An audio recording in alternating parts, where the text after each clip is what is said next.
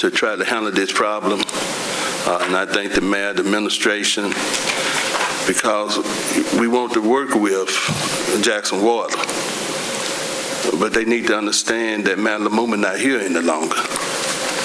And we're not going to let them piss on our head and tell us it's raining and think we're going to go buy an umbrella. All right. We're going to put out on the agenda. If we had to go to court to get some resolution of this, we're going to do it.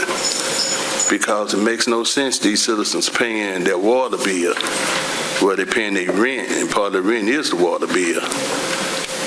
But yet they have no water. And most of these citizens, some of these citizens are handicapped. So, Mr. President, I want to say that. I want to again thank the mayor, the administration for caring. This council went over there and took water. But it make a big difference when it's them today, it might be you tomorrow. And I finally want to thank Councilman Foots for coming to the Music Awards. I thought he was going to dance. Thank you, Mr. President. All right, thank you. I also want to, yesterday morning I started getting phone calls. I had some residents over in Shady Oaks who were without water since Friday, and they started calling me yesterday morning about 6:30, and they had done all the reporting to Jackson Water and, all that. They followed all the proper channels, but I want to thank the administration, the mayor's administration, Ms. Pearline Campbell and Constitutional Services, and also Supervisor Tony Smith, who helped to get some water out to these residents. And Jackson Water did come out yesterday, and they finally got the water restored, but all these residents over 70 years old, and they thought they were bothering me, but they didn't.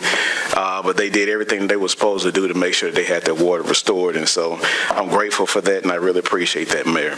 All right, colleagues, we're going to move into public hearing. We will now have this public hearing on item number 2. Clerk.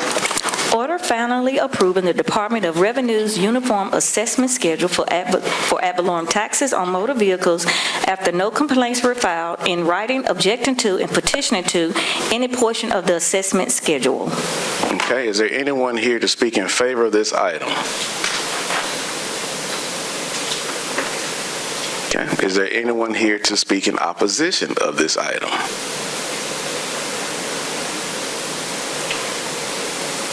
Okay, colleagues, let's go to item number 18, please. Clerk. Order finally approving the Department of Revenue's uniform assessment schedule for ad valorem taxes on motor vehicles after no complaints were filed, in writing, objecting to, and petitioning to any portion of the assessment schedule. So moved. All right, it's been moved and properly second. Any questions or comments, colleagues? Question. Yes, sir. Legal. Well, legal, see, it doesn't matter. This particular item, what will it accomplish in terms of taxes for automobiles and no millage?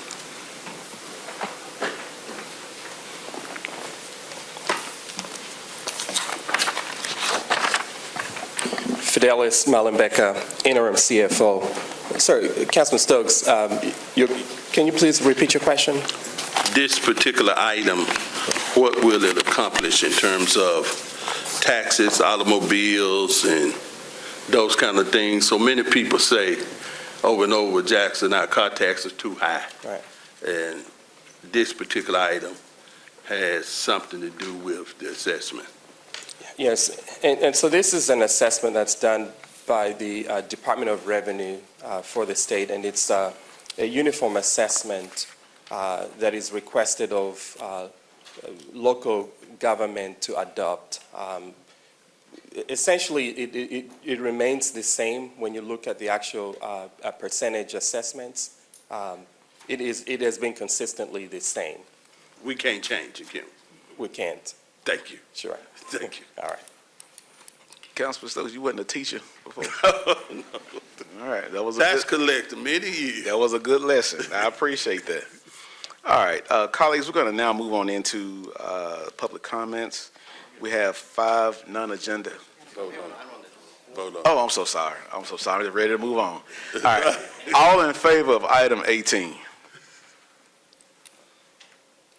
Opposed? Abstain. One abstention. All right. Got it? All right, thank you. Now, colleagues, we're going to move on into public comments. We have 5 non-agenda items. As I call your name, please come to the podium. Make sure that the green mic is on. Please state your name for the record. You will have approximately 3 minutes, okay? When you have 30 seconds left, the clerk will give you a warning with the yellow flag there, okay? At the end of your 3 minutes, the clerk will then raise the red flag.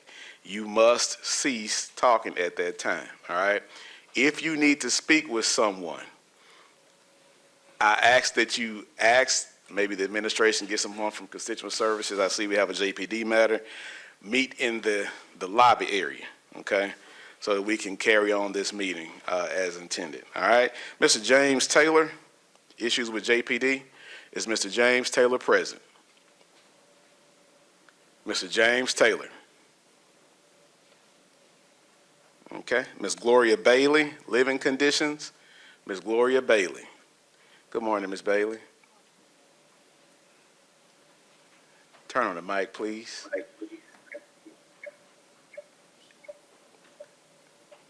Yes, ma'am. Push a button. And then put it to you, and then state your name for the record.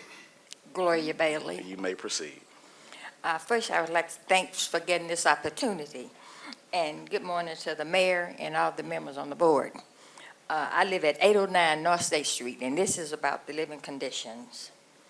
The residents at 809 North State Street want the following: express a serious concern regarding the deplorable living conditions at this apartment complex, which was built in 1961, which consists of 157 units and 11 stories. As a resident, I have observed and experienced multiple hazards and jeopardizes the health and safety of others residents in this unit.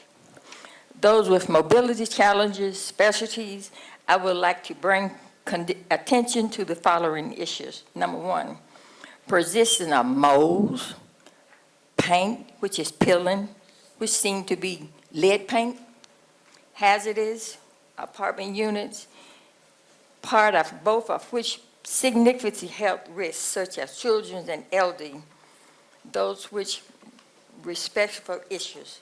Number 2, elevator outages. When the elevators is out, they are out too long, and we have 11 floors. The ones in wheelchairs, the ones on walkers, the one can't get around, can't get out of bed. We can't do anything. Number 3, further endangers their safety and their well-being. Given the building and the events of hazards, we urge the city councilman to conduct a thorough inspection and investigation of the property before the necessary health and safety codes are worked by the owners to address the event issues if it is with that residents have a safe and healthy, accessible living condition, along with comprehensive emergency plans. They say we have an emergency plan, but the smoke alarms, they have one in your kitchen, and everybody don't turn them off or either turn the fan on to cook. And those alarms go off 24/7 if you're cooking. The fire department have been out so many times, they said they're not coming anymore. And they tell you, oh, it's nothing, just stay. Somebody cooking. Thanks for your attention. This matter is helpful. That act will take property and improve the safety and quality of the residents. I also brought some photographs that I want to give to the young man who's at Ward 7, I believe it's you. And thanks for letting me talk. And I have a letter from my doctor. I get congested, my nose run all the time, and only been there 4 months. And the letter states, to whom it may concern. Ms. Bailey, if you don't mind, your time is up, but if Okay, you would like that's to good. leave, That's if you good. would like to leave that with the clerk, she can make sure that the proper councilman would get the documentation. Also, is Ms. Pam Jr. still in here? Okay. Ms. Junior's over Human and Cultural Services, and they tend to deal with housing matters also. If you don't mind, Ms. Junior, speaking with her outside, Okay. okay? And Let then, her see some of this. yes, you can give it to the clerks. If you need copies, they can also make you copies. We can keep the copies. Yeah, All right, thank you, Ms. Bailey. Thank you, baby. Mr. Zach Service, Law and Ordinances.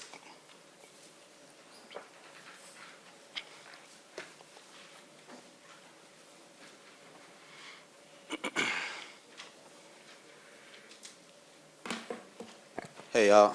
Zach Service, resident of Ward 3. In the previous 2 council meetings, there were conversations about a city ordinance, basically saying that during public comment, you cannot make comments on city employees and their performances and such things. So I want to correct that information because there are multiple court cases that have handled the limiting of public comment content. One is City of Madison Joint School District versus Wisconsin Employment Relations Commission, which ruled government cannot silence speakers because of the content of their speech during public comment. In Rosenberger versus Virginia, University of Virginia, viewpoint discrimination is unconstitutional. And in Baca versus Moreno Valley Unified School District in 2022, government bodies may not suppress critical public comments just because they involve complaints about officials or employees. And state law only allows municipalities to limit time, place, manner, not content. So I do want to make it clear that that ordinance that was cited is not only unconstitutional, but it is not in order with state law.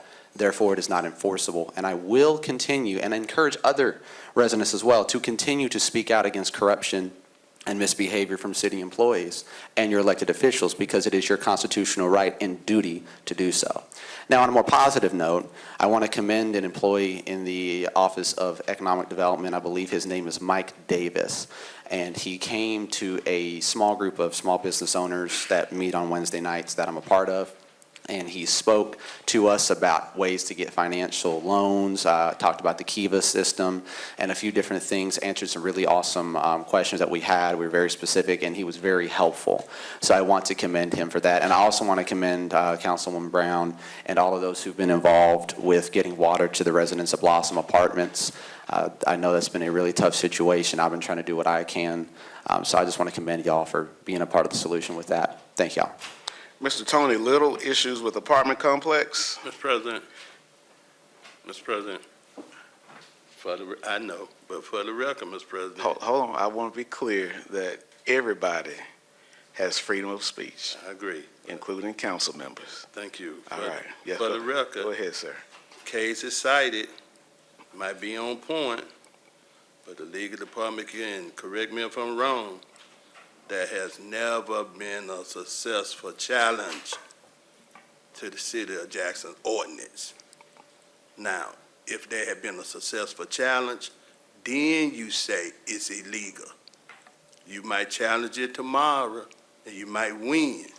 But as of today, the ordinance is legal, and you must follow the law. Thank you, Mr. President. I appreciate that, Councilman. Mr. Little, Good morning, state your name for the record, please. Tony Little. Thank you.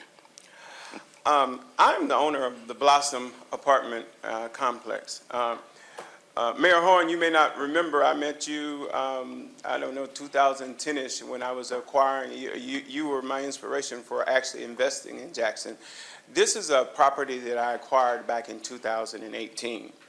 I felt like it was my duty to come and to address this body today because some of you know me, some of you don't. I want to thank Ms. Brown Thomas, who has done more in, a half of a month on the council than I've had with the previous council president. Today, and if you would let me know when I'm at 1 minute. Let me begin by, I know that we're dealing with an issue of the water being off. But let me get where it started from, just to give you some context, because I don't have everyone's email. About 15 months ago, I received a call in the middle of the night saying that a high-pressure water line had burst. Subsequently, it wound up knocking out, it was a 10-inch high-pressure water line, it wound up knocking out a retention wall that goes to the south up. For 15 months, we've sat and we've watched a road decay, and it's taken 16 units of effectively 20 units of my property offline. Now, if you just equate that $1,000 a month, you lose $20,000. I've reached out to the former mayor, to the former council person, but we all know the story, so there's no need in me telling you. Many of you guys ran on these types of things. Mr. Henderson, I respect the federal receivership, but Mr. Henderson does not answer to the council, he doesn't answer to the mayor, he doesn't answer to the public service commissioner, he only answers to a judge. So, Mr. Henderson and I, basically on Sunday, this Sunday, wait a minute, okay, thank you. I finally got the bills. 2 months ago, I reached out to them and I said, I have to have a bill in my name. Understand that this bill has been in Woodbine Partners LLC name since I acquired the property. And I said, I have to go to the bank. I have to have it in my name. And could you write this down in writing? Mr. Henderson, they reluctantly gave me it in my name. I don't know what the big issue about that. So I started the process. But at the center of every single controversy with the water system is this Flow IQ 20 water meter, okay? Using his own math, I have put it in a series of emails. It produces at the maximum 160 gallons per minute. I've sent him every bill from last year that says every single bill, one of them is so egregious that it is 748 gallons per minute. Mr. Little, yeah, go ahead. your time is up, Okay, sir. thank you. If you would like to speak with someone, I invite you y'all to meet someone in administration. Go ahead. Yeah, feel free to speak outside, please. Thank you. All right, Ms. Betty Johnson-Ely, property issues. Great morning, Mayor. Great morning, City Council. Great morning. I'm here about a property that my Ward 7 councilman knows about this property. And this property, I have pictures that I would give to this property have gone to court and nothing have been done to this property. And I'm asking the City Council to do something about this property, clean it up, because the judge have done his job. So I'm asking City Council, will they do their job to do a cleaning of this site? My councilmen have seen this site. It's a sad site. So that's what I'm asking. Okay. Thank you. The address is 375 Creston Avenue. It's on those pictures there? You right on there? Okay. Thank you so much. All right. We appreciate you. All right, colleagues, now we're going to move to the consent agenda. All matters listed under the consent agenda are considered to be routine by the City Council and will be enacted by one motion in the form listed below. There will be no separate discussion of these items. If discussions is desired, that item will be removed from the consent agenda and considered separately. So moved. Second. All right, it's been moved and properly second. Colleagues, we know that if we need to discuss, if there's a desire to discuss anything individually, there needs to be a request made to pull that. I don't think we need to do that today. I'm going to call for the vote. All in favor? All seven. Thank you so much. Now we're going to move to the regular agenda, item number 3.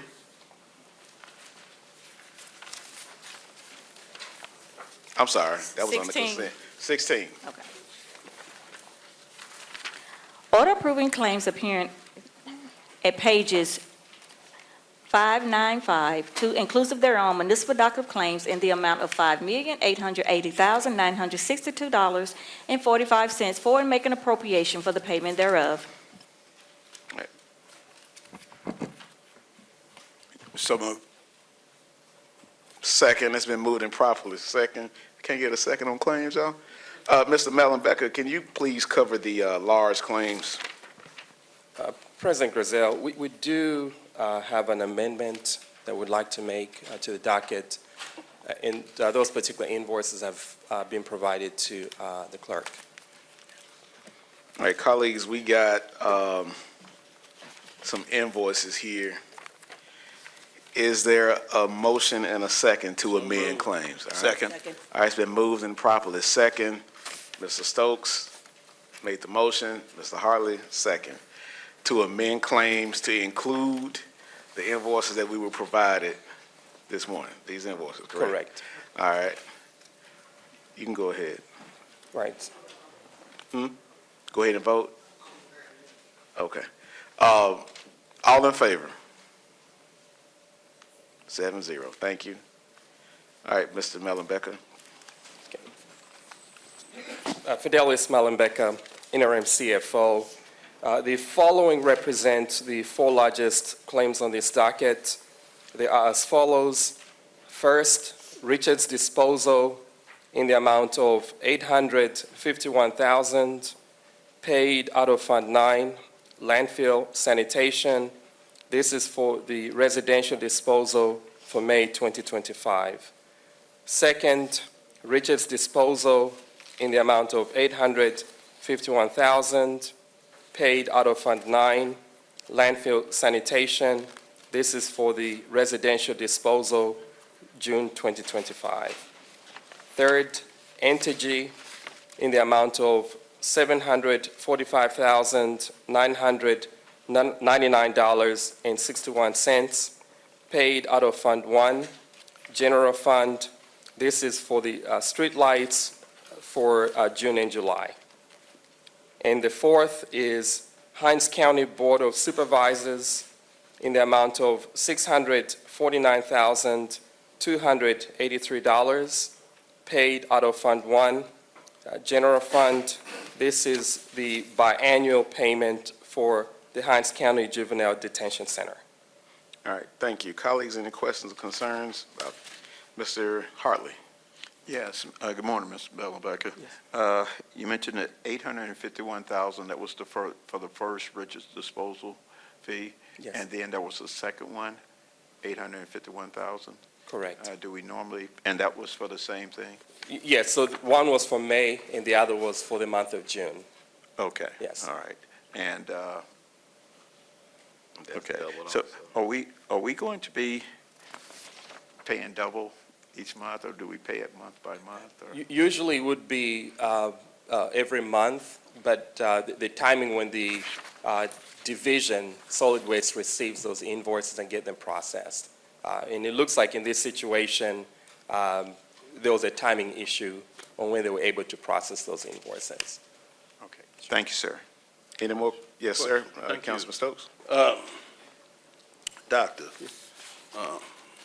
with the amendment, we have something up here, I have something up here, I don't know for other council members, where it's something to Ted Hemphill about the water for the city. Is this a legitimate concern? Have you investigated? Is this part of the information you've given us? No, so that's not the amendment. The amendment was for publications. It was RICO USA Incorporated and Jackson Paper Company. Okay. All right, Jackson Paper Company. all right, I Right. got that one. Yes. A lot of paper up here now. A lot of paper. Are you checking on this thing I asked you about?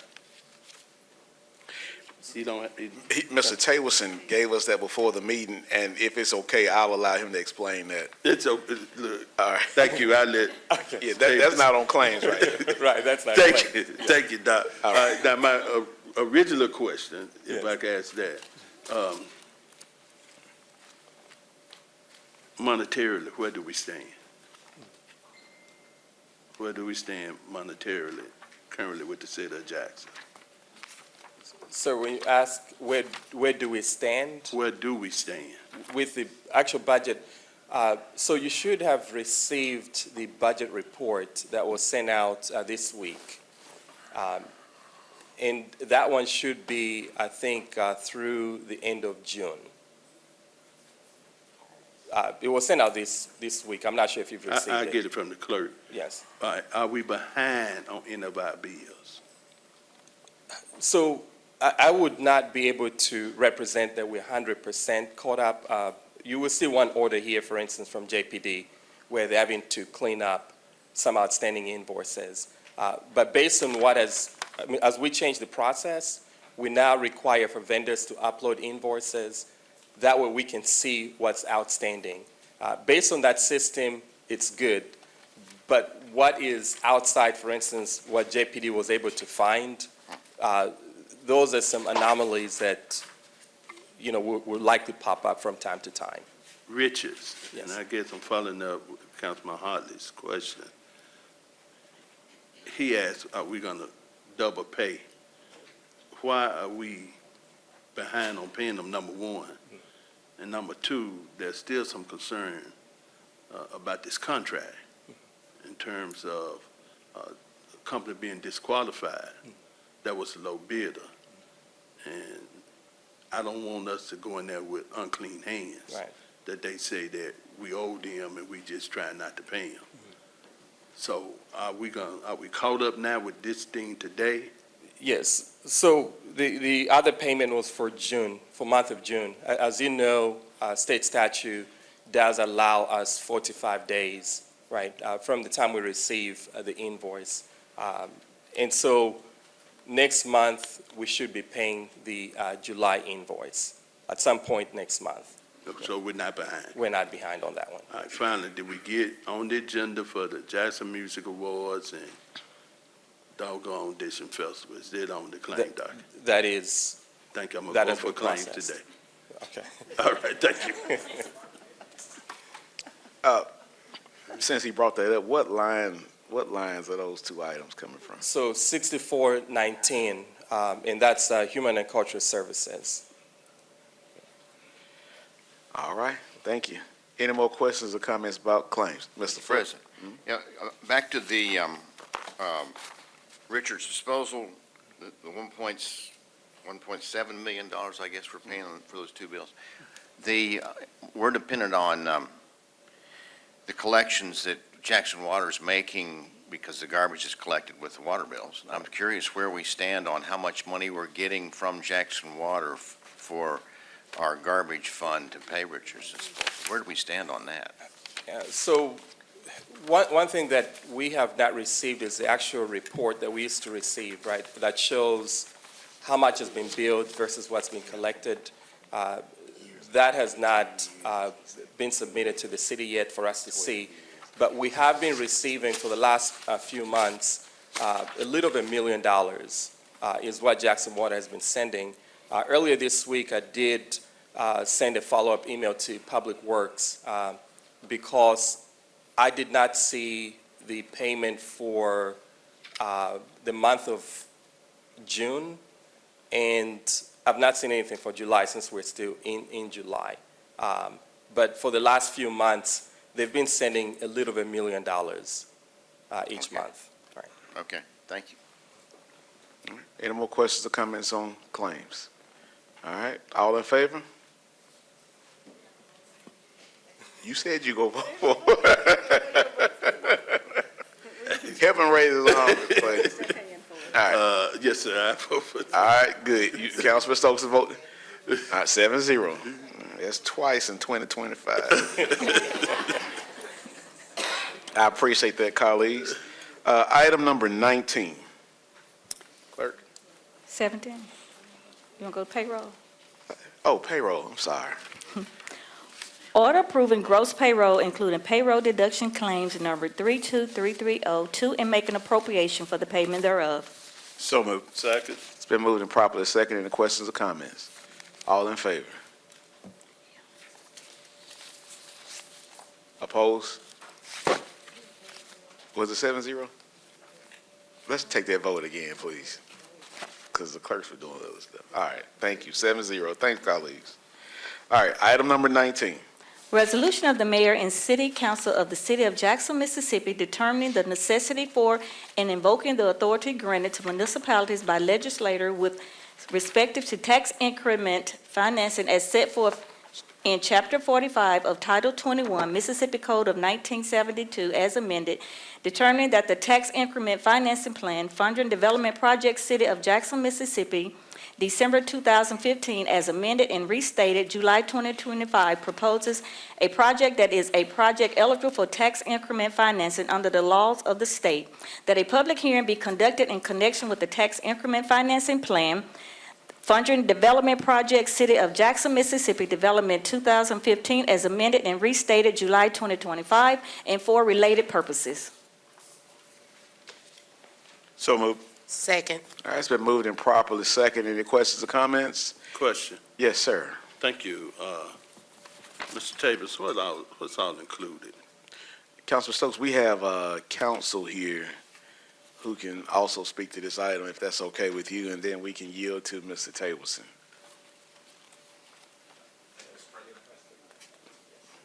Thank you, Mr. President. Ladies and gentlemen of the council, Trey Harrison with Butler Snow.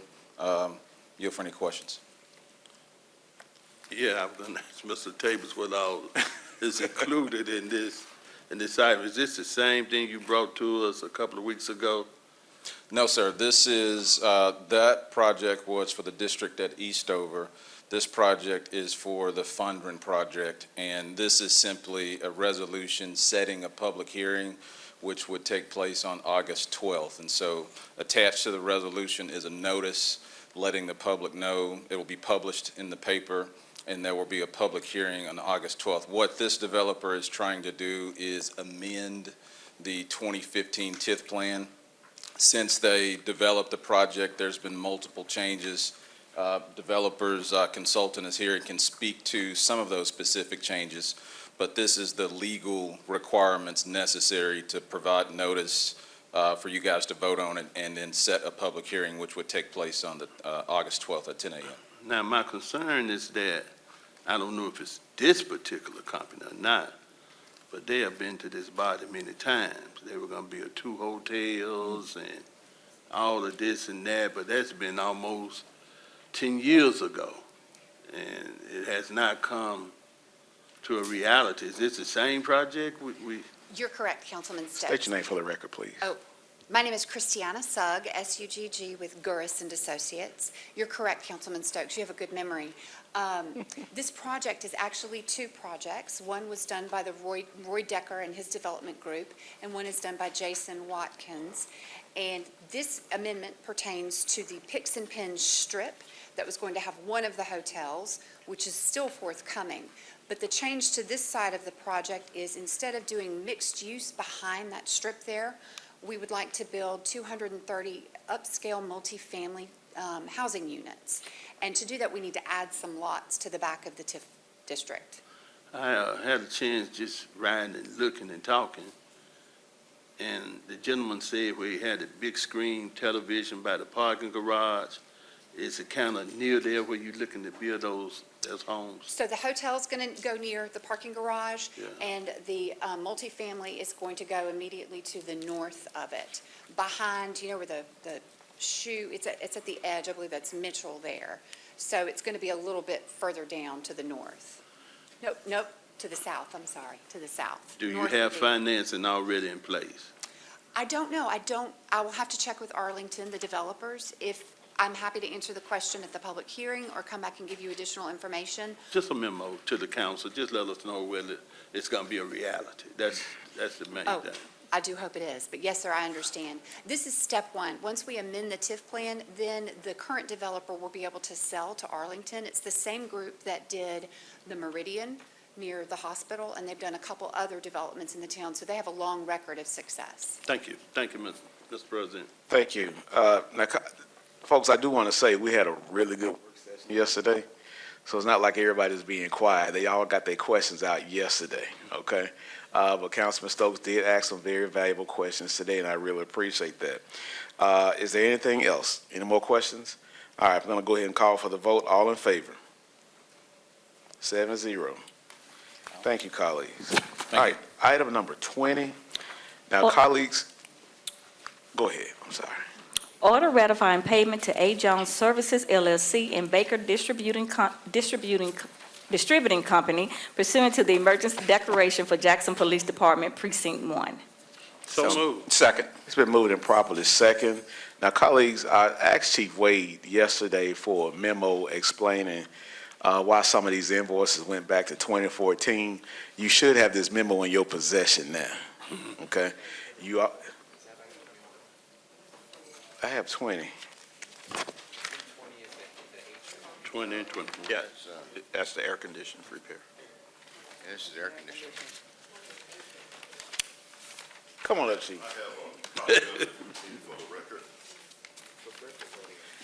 Like Councilman Stokes says, a lot of papers up here. They tried to trick us. Yeah. Okay. Okay, this is an updated one. I'm gonna throw this one away. All right, so item number 20, colleagues, just paperclip the memo. Chief Wade, any questions or comments for Chief Wade on this item?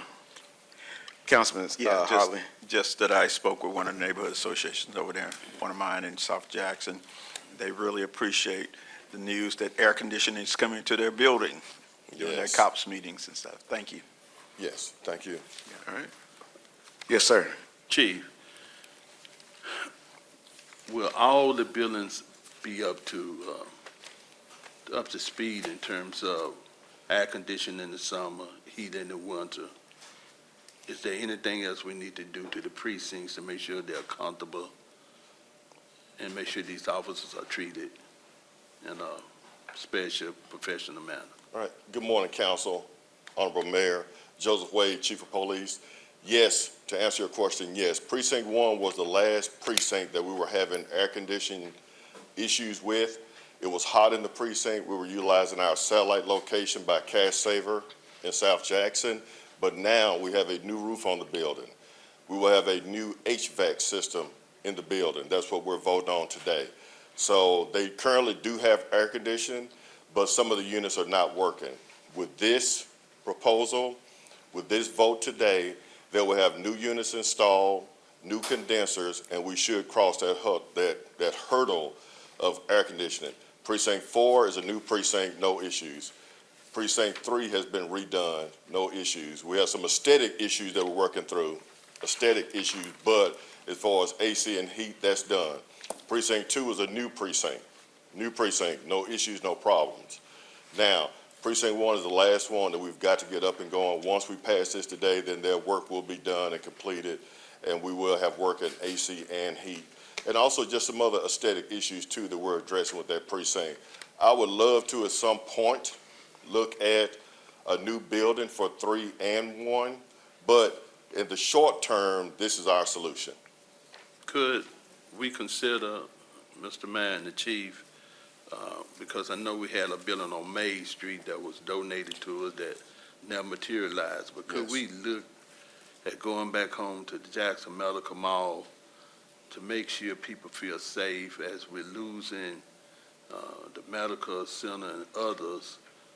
Part of the complaint is being safety with the police precinct back home where it used to be in the medical mall. We have a better chance to make sure we can bring in other businesses and others to the medical mall. Yes, and I remember the precinct at the medical mall back in the 90s. It had a huge footprint there. I am open to that suggestion. I will go out there with my team, Chief Watson, Chief Grizel, to see if there's a space within the medical mall with the mayor's approval and look at what that looks like. Because I do agree, short-term precinct 3 and 1 repairs, but long-term, we need another location. Thank you, Chief. Councilman Parkinson? Thank you, Chief. As it relates to this matter, last time I was in the Precinct 1 building, there was, of course, the HVAC issues, but there were also minor maintenance issues, like the light bulbs needed Yes. replaced, things like that. Have those issues, the smaller, cheaper items, been routine maintenance, been taken care of? Well, before we could replace the light bulbs, and that was a question of mine, we had to replace the roof. So the roof has been, yeah, I'm not a carpenter, I'm criminal justice, but we had to replace the roof. The roof is completed. It was a $189,000 job. It has been done. It has been completed. So now we can work on those other aesthetics as far as carpet, light bulbs and stuff like that. But as you know, the biggest complaint I got from those officers and the community is that they could not utilize their police precinct. Now they can, especially as we move forward with this today. Mr. President. Mr. Mayor? I'd just like to comment on the question concerning the medical mall.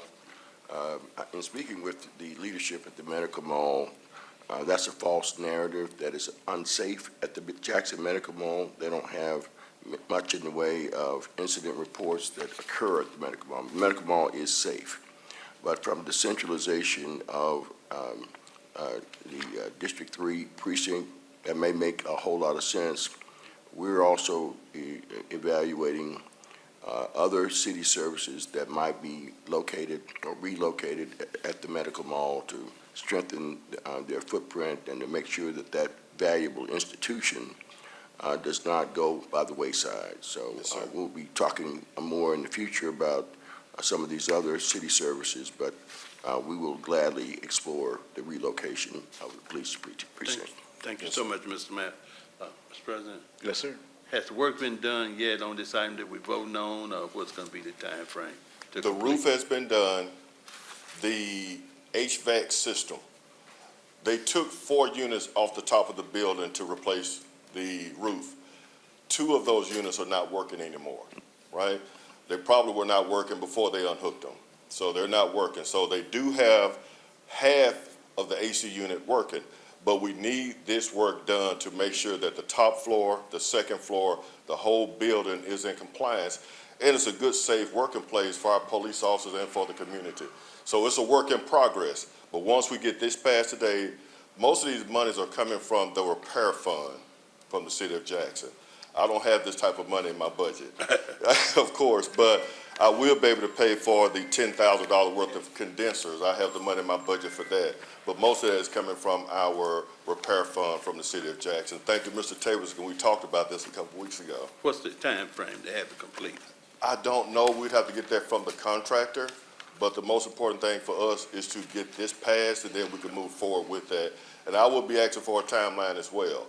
The building is functional. They do have air in it now, but we know the strain of our AC units at home, much less a precinct. So we need this work done. Thank you. Mr. Parkinson? Can I call the question? There's no, I mean, you can, but we're going to have to vote to call the question. Would you mind rescinding that, please, sir? I rescind. All right. I'm going to go ahead and call for the vote. You tried to start something today. All right. All in favor of item number 20? Yeah. 7-0. Very good. Thank you.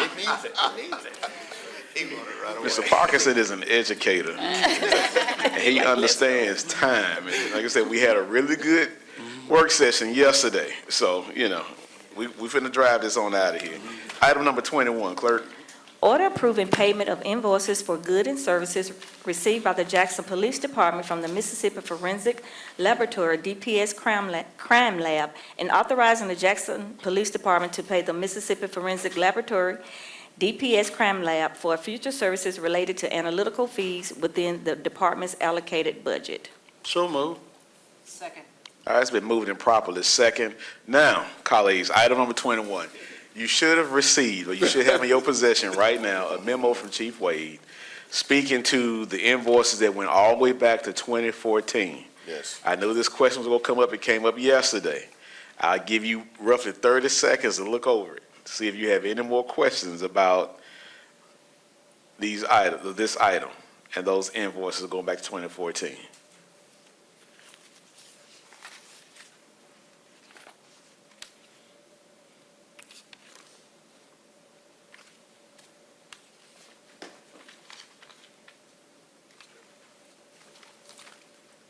All right, Mr. Parkinson?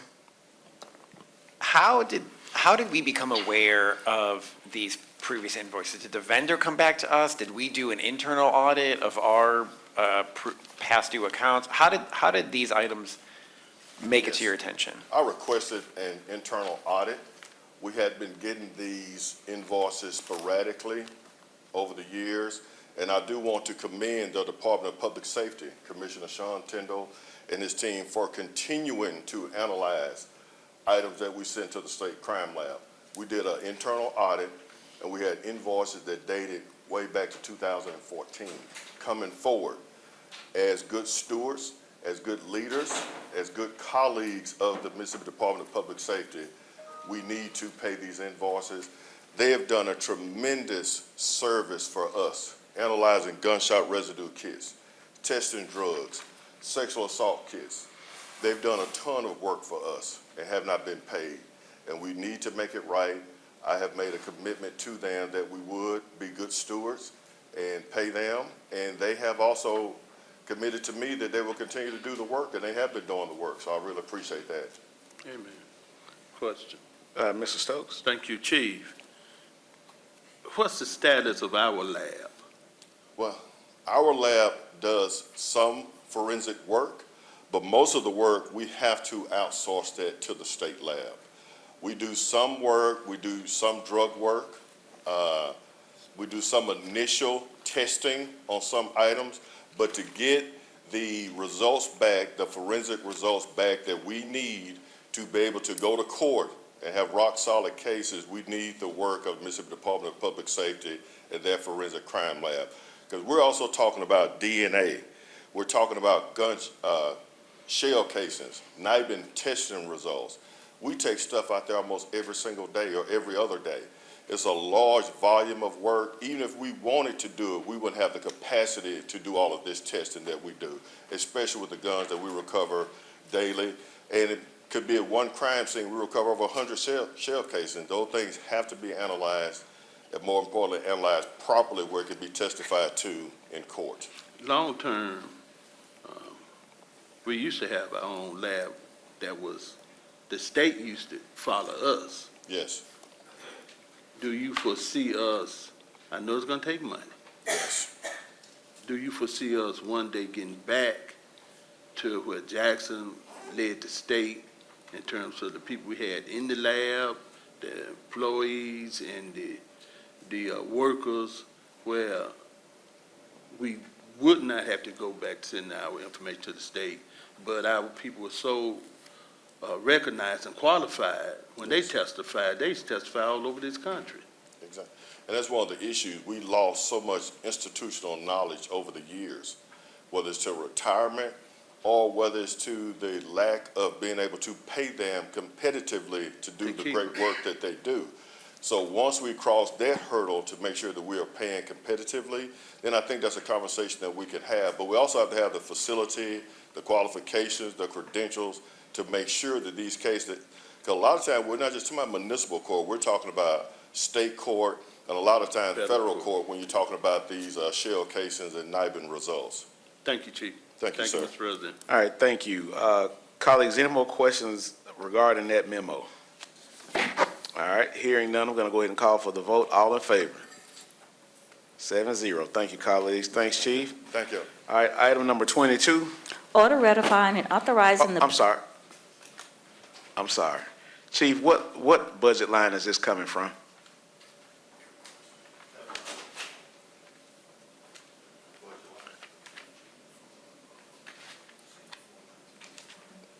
$6419 general fund. Thank you. All right. All right, clerk. Order ratifying and authorizing the payment of $391.81 to Trio Community Meals for food and beverages provided to special guests during the annual Mardi Gras festivities and senior Christmas gala. So moved. Second. It's been moved and properly second. Colleagues, any questions or comments? Hearing none, all in favor? 7-0. Thank you, colleagues. Item number 23. Order approving the payment of membership and registration fees for municipal employees to attend the National Recreation and Parks Association, NRPA 2025 Annual Conference held in Orlando, Florida, September 16 through 18, 2025. So moved. Second. It's been moved and properly second. Any questions or comments? Hearing none, all in favor? Abstain. 6 and 1 abstention. Thank you. Item 24. Order authorizing the execution of 15 separate commercial service agreements with Integrated Pest Control Maintenance for the provision of professional pest control services at various facilities managed by the Department of Parks and Recreation. So moved. Second. It's been moved and properly second. Any questions or comments? Question. Councilman Thank you. Stokes? Mr. Mayor, some months ago, the issue came up about the acting director, and I know this is a 90-day acting term. They were concerned about his criminal history. And it's been brought up to me, the same questions. I think we understand that a person can do wrong and have a right to be employed. But I think the word is heinous. They're concerned about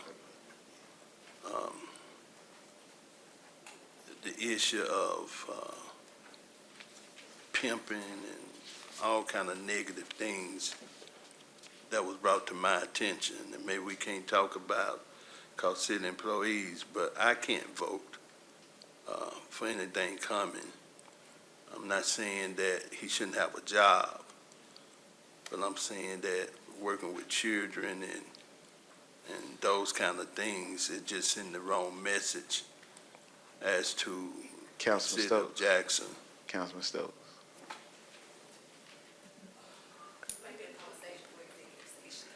If you wanna. Yeah, I didn't hear. Maybe a couple. we would need to go into executive session if you're before gonna. Yeah, No, I can't you do might. this. Okay, now. Let me say this. I just can't vote in favor of the items, even though they're good items. Thank you, sir. I just have to abstain, and then as we go down that road, if I had to vote no, I'd be glad to vote no. But I think we need to pay some close attention to people we bring on board working with our babies. Thank you. Thank you. Mr. Parkinson? Thank you so much. So can you explain the need for the pest control agreements as it relates to this specific item? I can defer to the department. Thank you. Is Parks and Recs. anybody from Parks and Recs here? What item we on? Nobody's here.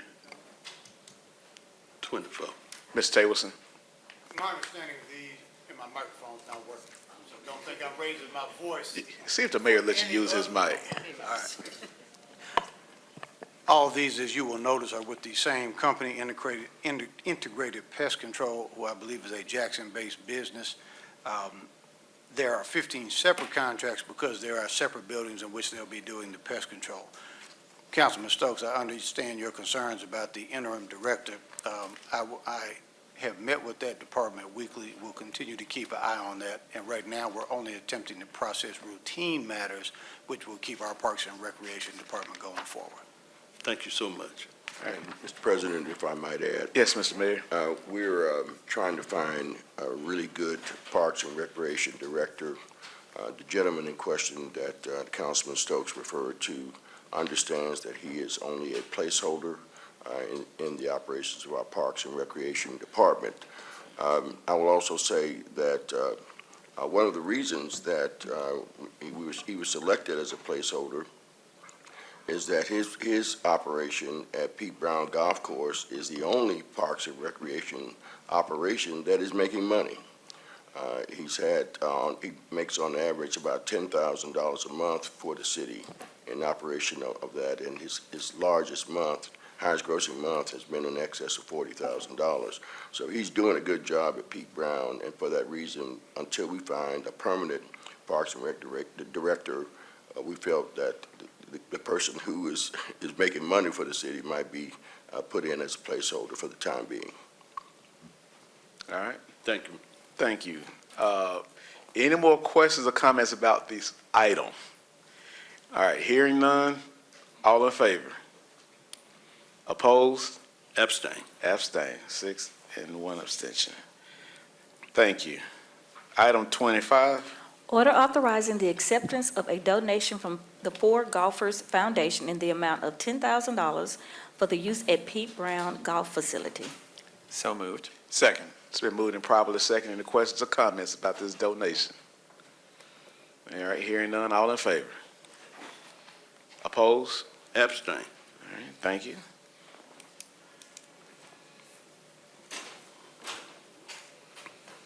Okay, all right, my bad. All right, item 26. Order authorizing the mayor to renew Environmental Systems Research Institute, Inc., ESRI services for the Department of Planning and Development. So moved. Second. It's been moved and properly second. Any questions or comments? All right, hearing none, all in favor? 7-0. All right, thank you. Item 27. Order authorizing the mayor to expend $50,000 to the National Council for the Traditional Arts for capital expenses associated with the National Folk Festival in Jackson, Mississippi for November 2025 festival. So moved. Second. All right, it's been moved and properly second. Now, colleagues, first, legal, if we can get you to come over and discuss the changes, but colleagues, I'm going to need an amendment to substitute, I need a motion to substitute this amended item for the one that's on the agenda. So moved. Second. Been moved and properly second to substitute the amended item, which the city attorney is going to talk about, for the one that's in the packet. All in favor of the substitution? All right, 7-0, thank you. Sandra Moncur, Special Assistant to the City Attorney. I don't have the original order from yesterday, but if you do a side-by-side comparison, I believe there were 2 whereas paragraphs that were removed, and I believe that there was some language about capital expenses that may have been changed. Drew worked on this, but from my understanding, the capital expenses are the cities to make, and asked if the money, Drew asked if the money was budgeted with the department, and it could be used for capital expenditures. And what I just understand is that that language was removed, and there was also 2 whereas paragraphs that has been removed to reflect what the capital expenses are. And I believe, is my understanding, Fidel is here, I think that 50,000 will come from the city, and the city will be the one going out procuring the items to support the festival. Okay, That's my understanding. thank you. Any questions, colleagues? Yes. Councilman Stokes and then Councilman Foote. We've asked for what entertainers are going to be associated with this folk festival, and we've heard, we'll let you know. Can council members get an idea or some kind of information so we'll know who to expect, what to expect, and everything else? Now, my understanding also, did they not, as part of this folk festival, didn't they have some money? I thought they gave the city some money to go along with the folk festival. Let me go to Mr. Taywarson, and then I have a quick comment, and then we'll go to Ms. Hoover. Good morning, council members. Peter Taylor, interim CAO. We had a meeting on this yesterday. Apparently, a majority of the city council approved this in January of 2024, and then the city slept on it more or less until recently. I think that's why you're asking questions, Councilman Stokes. Short answer is the organizers of the National Festival are coming in from out of state next week. They will spend the week with the administration, and we'll be able to better brief you at the next meeting. Yes, they are providing some money. Yes, the city council and the city previously agreed in 2024 to provide money. We should have had this on the runway long before now, probably a minimum of 3 to 6 months ago. It's here upon us. We're 90 days out. And if you will give us a little bit of grace, I think you'll have a much more detailed briefing after they visit next week at our first August meeting. Thank you. Thank you, sir. Mr. President. Thank you. Mr. Mayor. Just to elaborate just a little bit, this is a very prestigious event that would include the likes of Bobby Rush, a lot of our other blues performers, folks from country western genre, rap. We have a children's festival that the Children's Museum is going to be involved with. There'll be 5 different stages for the various musical genres and a presenting stage that will be the main stage at the event, all downtown. The main stage is going to be, have as a backdrop the old Capitol Museum on Capitol Street. And we're expected to get tens of thousands of visitors coming here as the first year of a 3-year commitment. The city beat out 60 other cities to win the right to have this festival. And generally, the event then launches a festival that sponsoring community would continue forward. And many of these festivals are in their 30th, 40th, 50th year. It is a great economic development tool, a great tourism tool, and it's something that will help to redefine our city. Now, this ain't my baby, but I'm here to rock it. All right. And There you go. a commitment was made by the previous administration, and in that commitment, the commitment was that the city would assist this organization in raising $1.5 million. We're well on our way to doing that, but we are behind because we didn't have as much activity that was going on prior to the last month or so, and we're trying to play catch-up.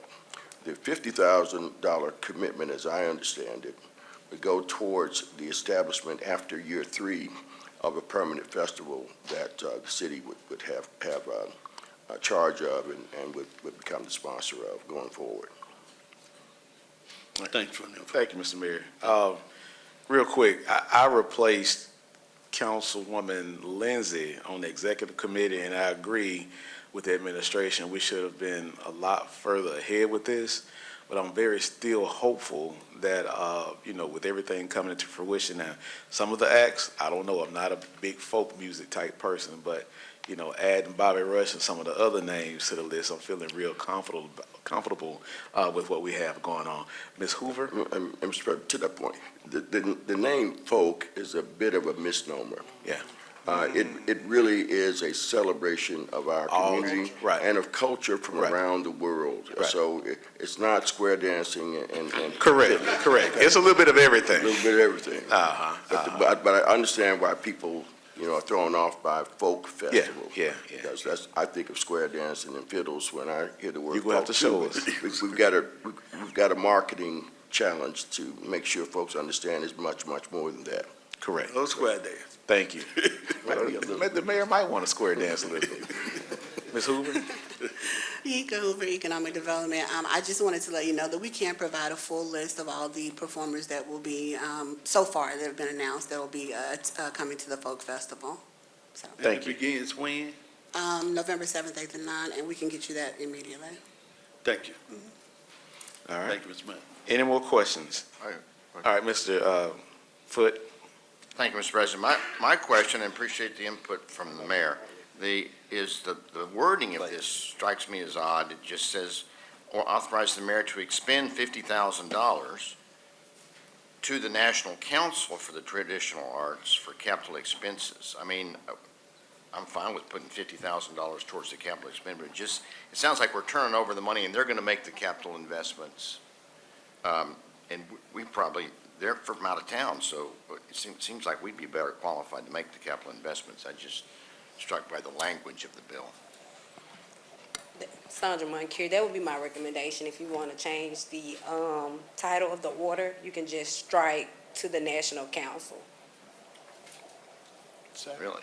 Is that a You motion? can make a motion to strike Second, that that's a language. motion. Yeah, And it can I'll read make a that. motion to expend the $50,000 for the capital expenditures and take out to the National Council out of it. That's a motion I'd make. Is that what legal recommend? Yes, if you Second. want to change the order. Okay, so we have a motion and a second to amend the title of this item. Any questions or comments? Ms. Clay? Okay, first of all, they are asking this money be given to the national organization, okay? So I don't see why we need to take out. It doesn't matter where you are or where you're from, you can make decisions on how you spend the money. Second thing, They have a very nice brochure already out about this. And I've seen it at several homeowners association meetings, so maybe we can get the brochure and we'll all be educated on it. And we need to look at this as a cultural event for our city, so our city can grow. We need culture. We don't need routine things. And Mr. President, if I may. Mr. Mayor? So the capital outlay that's going to the national organization does go for the underwriting and support to the national organization as part of the deal the city made when it signed a contract with them. So contractually, we're obligated to pay them this money. And for that reason, I would urge the council to leave the ordinance as it's stated. All right, so in effort to properly dispose of this motion to amend, we either need to get those council members to rescind their motion in second, or we vote it down, or however y'all want to do it. Mr. President? Yes, Mr. Stokes? Thank you. Mr. President, that's why it's so important we get information ahead of time. But there's no question if the mayor's saying we have legally made a commitment, then we can't sit up here today and change what we legally have committed to. So if that's the issue, I have no problem withdrawing my second. But I do want to make sure that on the record, we can show that we're not just allowing money to just come through our hands and disappear and we don't know where it's going. It's a contract that we have agreed upon with this company, and we want to follow the contract. Thank you. So you withdrawing your second? Yes, sir. All right, Councilman Goodell. hold on. We don't have a second. I'm sorry. So Second. this, Parkinson, just a second. I have a question. on the amendment? Yes, sir. Okay, so it's been, he seconded. All right, That Mr. enables Parkinson, debate. That enables debate, correct? go forward, Mr. Parkinson. Okay. If we remove the language to the National Council, that still allows the possibility, that simply allocates $50,000 to either go to the National Council or for the city to spend it directly. Is that correct? So if there's confusion about this item, but the council is united in our belief that we should allocate the funds, would the amendment not give the administration flexibility to spend that money? That, I think, is the important issue. Me, City Attorney, man, okay. Yes, sir. City Attorney Drew Martin, I can answer some of this real quickly. So last night I spoke with the executive director of the National Council for the Traditional Arts about this order. I told the council at work session that I would be doing that. The amendments we made were after consulting with him. The way this will actually work in practice, it is, as the mayor and CAO Teosin have already said, this is for capital expenditures. The city will actually be purchasing these items in consultation with the National Council for Traditional Arts, but these will be city purchases made by the city, and will be equipment the city will maintain ownership of to put on the festival for this year and for the next 2 years to follow, and hopefully continuing on after that as well. So given that, I'm in strong support of the amendment because it meets the National Council simply wants to make sure that the city is putting forth our plan, and this enables us to keep the capital expenses as opposed to the group keeping it. So I second that motion, and I would encourage the council to vote for that amendment. Question? Mr. Stokes. Thank you. Mr. Mayor Drew, what did the contract say? The contract said that the city would establish a capital account for the purpose of making these purchases. Okay. How do we follow the contract? I think that's what the mayor said, and that's what we want to do. Let's follow the contract. And that way we don't have to worry about anything coming up later about you breached the contract because you didn't do this or that.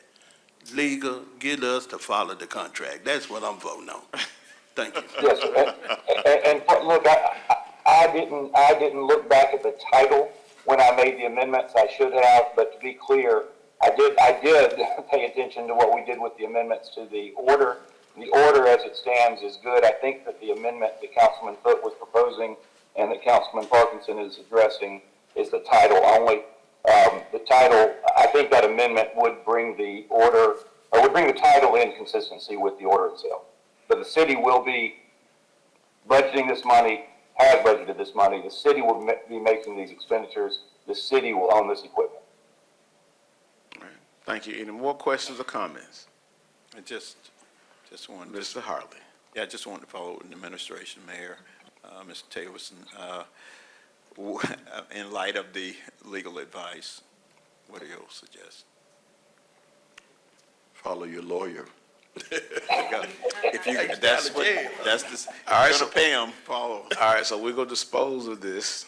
All right, all in favor of the amendment? Opposed? 5-2. Okay? So now the item is on the floor as amended. Any more questions or comments?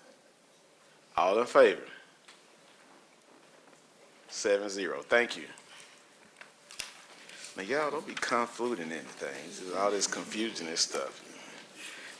All right, item 27, clerk. 28. 28. Order authorizing amendment to the July 30, 2024 order authorizing the mayor to execute a contract between the City of Jackson, Shirley A. Cleveland, and Multicon, Inc. for the use of Healthy Homes Production Grant Funds to implement housing repair activities under the Department of Planning and Development's Healthy Home Production Grant Program. So moved. Second. That's been moving and properly second. I know we had a really good conversation about this yesterday, and we've had similar items to come up before. Dealing with this same grant. Are there any questions or comments? Hearing none, all in favor? 7-0, thank you. Item 29, Order ratifying and authorizing the payment of $505 for the procurement of services from Jeff Coat Fence Company, Inc. So moved. Second. all right, it's been moved twice and properly second. I know there was a request yesterday. There were not any invoices attached. Mr. Anderson, have we received those invoices?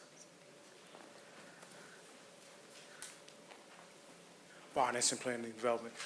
Hadn't had a chance to follow up on it. Had a meeting with the regulators this morning, so I wasn't able to look into Munis and find out exactly. I did communicate that to our Transportation Division. That's where it's going, the fence over by J-Tran. Okay, thank you. I'm going to table item 29 until we get those invoices, please. Yes, sir. Item 30. Yes? We need to remove the I'm sorry. motion in a second. Yeah. Can you please withdraw? Second, motion withdrawn. All right. Okay, and Brian Thomas. I withdraw. Second. All right, thank you. Thank you, clerk. Item 30. Order authorizing the purchase of 2 high-floor ADA full-size vans from Mobile One Commercial Vehicles, Inc. pursuant to Mississippi State Contract Number 82000081623 to be utilized by the city's public transit system, J-Tran. So moved. Second. It's been moved and properly second. I know we had a really in-depth conversation about this yesterday. Any questions or comments about item 30? Okay, hearing none, all in favor? 7-0, thank you. They got a pretty good batting average here, 7-0. Thanks, colleagues. Item 31. Order awarding Redmond Lawn and Cleaning Service, LLC, certain city right-of-way maintenance services for a 12-month term with the option to extend for an additional 12 months. So moved. Second. It's been moved and properly seconded. Questions or comments? Mr. Hartley, then Mr. Foote. I'll defer to Mr. Foote. Okay. It's my understanding that these contracts that we're voting on here originally started like 3 months, April. So we're starting afresh and starting for 12 months beginning now, or are we just doing this to finish the 12 months they signed up for back in April? I think that question is proper for the city attorney. I view this as finishing up the contract they previously signed. As I discussed yesterday in work session, I don't think the approach in the current budget year generated the kind of performance that the city expects from its grass cutting. So I view this as wrapping up whatever time they have left, but I will confirm that with legal, because I don't think we need to extend any further what we've already signed. Not saying we might not do business with these same vendors, but we need to have a better plan. That's my understanding Thank you. also. I hope that's the case. City Attorney? Sandra Monkey, Office of the City Attorney, that's my understanding as well. It's just finishing out the 12-month term, yes, sir. Mr. Harley? Yes, and I appreciate that comment as well. Look, some of us is not as quite comfortable, and I think I mentioned that yesterday during the meeting, with the quality of service delivered by this force cleaning up our right-of-ways. But, I'm willing to vote to support this and move forward ahead with your plans, with the understanding that we're going to be better next time. Thank you. Thank you. All processes and people must be managed. Any more questions or comments? Hearing none, all in favor? Opposed? One extension, all right. Item 32. Order authorizing the mayor to execute change order number 1 to the contract of Ad Camp, Inc. for the construction of street resurfacing project Phase 1B. So moved. Second. It's been moved and properly second. Again, we had a pretty good conversation about this item yesterday. Any questions or comments? Yes. Yes, sir. Mr. Taverson, some of the streets that we have on this list really need to be paid. I support that. Some have not had any payment, especially those around West Jackson, around Jackson State, and around Battlefield Park. I'm just hoping that as we go in there and make those payments, that we will, as Councilman Hartley kind of mentioned about the right-of-way, to pay the street and the right-of-way is overgrown grass and everything else. It take away from what we're trying to create, especially when you're around the Jackson State area, where homes were and now is empty lots, and kids, young people coming to school, parents dropping their children off. It just look good if we show around that area that streets are paved and everything else. When would this project be complete? These are funded by the 1 cent Sales Tax Commission, and I want to make a preliminary comment. I think we've got to establish a better working relationship between the council, the administration, and the 1 cent Sales Tax Commission that requires all three parties to be at the table. Having said that, I understand that most of what is in item 32 and item 33 came from streets that were provided by council members and then selected in consultation with the administration and 1 cent. These are phases. We are currently wrapping up Phase 1A. I would suspect Phase 1B paving will be next year, and I don't want to comment on Phase 1C because I don't want to put it so far out that people lose hope, but that is going to take some continued prioritization of resources by the 1 cent Sales Tax Commission. Thank you. All right, thank you. Any more questions or comments? Hearing none, all in favor? 7-0. I don't think we're going to ever vote against anything we're dealing with paving. All right, item 33. Order authorizing the mayor to execute change order number 1 to the contract of Ad Camp, Inc. for the construction of street resurfacing project Phase 1C. So moved. Second. It's been moved and properly second. Any questions or comments? Just, Mr. Hartley? I noticed in the previous one, and possibly in are we doing these by areas? Is that what's happening here? All in a geographical area around the city? Is that the way it's? I think you should be answering that question for me.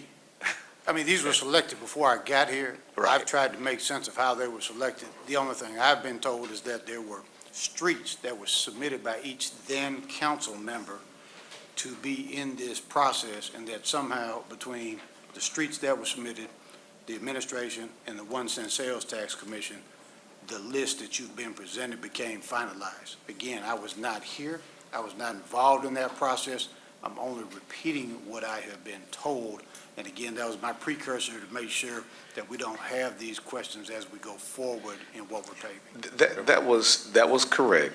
We each met with IMS, and we submitted streets. I did see that I had quite a few streets in the last item, as well as Councilman Hartley, but I see this is mostly Ward 1, and some of Ward 2, but mostly Ward 1. Councilman Clay? Okay. On this, I want to express my opinion on this and tell you what I've learned from 1%. Ward 2 did not have representation during this time, so there are very few streets from Ward 2 on here. They are only from Tougaloo. My understanding is that there was a survey sent out to different neighborhood home associations, and based on the associations filling out the survey, the streets were picked, and that's how they came up with them. And only 3 neighborhoods in Ward 2 responded, and Tougaloo was one of the associations that responded, and the streets that are being paved in Ward 2 are only in the Tougaloo area as a result, and I've been assured that this time, since we will have representation on the council, that they'll do differently. But I think these streets were picked by the council and the homeowners associations, and not necessarily the 1% sales tax, and in that meeting, they went on to pick streets that were close to the streets that they were paving if it was cost effective. Thank you. So we all know how these streets came about. Thank you for the clarity. All right, any more questions or comments? All in favor? 7-0. Mr. President, Yes, sir. I guess my concern is that I have 19 precincts, more than any other council person. But I see some streets by Jackson State is on there. I'm smiling because I'm hoping that's still my ward. It's not. It's not. I'm voting against. Too late. All right. Item 34. We'll do better next time. Order accepting bid of Global Rental Company, Inc. for a bucket truck with a 45-foot extension, bid number 76513-070125. So moved. Second. It's been moved and properly second. Any questions or comments? All right, all in favor? 7-0 again. Thank you. All right, item 35. Order accepting the bid of River City Hydraulics, Inc. for one knuckle boom trash loader with dump body for a total cost of $229,593, bid number 07208041525. So moved. Second. All right, it's been moved and properly second. Mr. Hartley? Yes, anyone here from infrastructure manager? Just have a quick question. Oh, There he Mr. is. Cardwell, how you doing this morning? You're on mute? Are you off mute? I think that's my first time seeing him. Mr. Caldwell, next time you invited to come to the chamber, sir. Anything Public Works related. Thank you. Okay, I think you're coming up now. I just had a question about the use of this vehicle. How is it going to benefit the city of Jackson and infrastructure in particular? What will you be doing with it? I'm sure it's a collection type of vehicle. Sign language. Still muted. Okay, all right. Good morning, how you doing? Fine, sir. All right, this truck will actually be used for storm Mr. Caldwell, pickup. before you get, Yes, state your sir. name. State your name, please. James Caldwell, Infrastructure Manager, Public Works Division. Thank you. This truck will actually be going to Infrastructure, Bridge and Drainage Division for storm pickup in the right of way. So every time we have storms that go down, we have to go out and try to clear the right of ways out. This truck will help us to expedite that process a lot faster. Okay, is that the only use for it? It's Yes, storms? sir. So we But want, you think about the fact that Bridge and Drainage is the only division that really picks up storm debris. yeah. So if they're clogged up picking up trees, they can't go and clean inlets, they can't go do pipe replacement jobs. So they're being held up. So Yes, this sir. will help them free up a lot quicker. Okay. Thank you, Mr. Caldwell. Thanks for all you do. Yes, sir. All right. Thank you, Mr. Caldwell. Mr. Stokes? Thank you. Mr. Caldwell, Yes, sir. some of the citizens have been under the impression that your division has been gutted and is really not reaching the potential you used to reach. can we look at Mobile Avenue? We got two sinkholes. One from almost at Woodrow Wilson to Ann Banks, and the second one from Crawford Street to Carver Street. And there's been one on Powers Avenue near Crawford Street for years. They called Jackson Water, and Jackson Water saying these are not water or sewer issues, and the city issues. And we got potholes on Morton near the Seventh-day Adventist Church from Woodrow Wilson to Leavenworth Road. I'm glad to see you and know you, and we know that Public Works has been the heart of the city of Jackson. And we really need it. Thank you, Mr. President. Yes, sir. All right, thank you. Any more questions or comments? All right, all in favor? 7-0, thank you. Y'all making me look good, colleagues. Item 36. Order authorizing the mayor to execute a preliminary engineering services contract with Wagoneer Engineer, Inc. for the overlay of McDowell Road Extension, Raymond Road to Suncrest Drive, STP-822 88-00005 109-859-70100 Hines County. So moved. Second. Been moved and properly second. Any questions or comments? I know we talked about it good yesterday. It's a good thing. It's a great thing. All right, hearing none. I got a question. Yes, sir. Thank you, Mr. Mr. Foote. President. We did these other road things that were going through the 1 cent sales tax commission. For this order, is this also, where's the funding for this item 36 coming from? Good question. Mr. Mayor. The city of Jackson has approximately $75 million in projects that require a $29 million match, with $46 million being provided by the federal government through MDOT and the Federal Highway Administration. So this McDowell Road extension, as well as the resurfacing of McDowell Road itself, are coming from federal dollars. Nice to know. We appreciate that. Good deal. Any more questions or comments? Question. Yes, sir. Mr. Mayor, Mr. Tavenson, the gentleman we have overseeing Public Works projects, can we find out, Mr. Mayor, what's going on with the Meg Evers Boulevard project? I can tell you a little bit about what I've heard, Mr. President, if I'm allowed. So it's a $37 million project, and $20 million is being provided by the Federal Highway Administration, and the city has to come up with $17 million. $7 million of that is requires the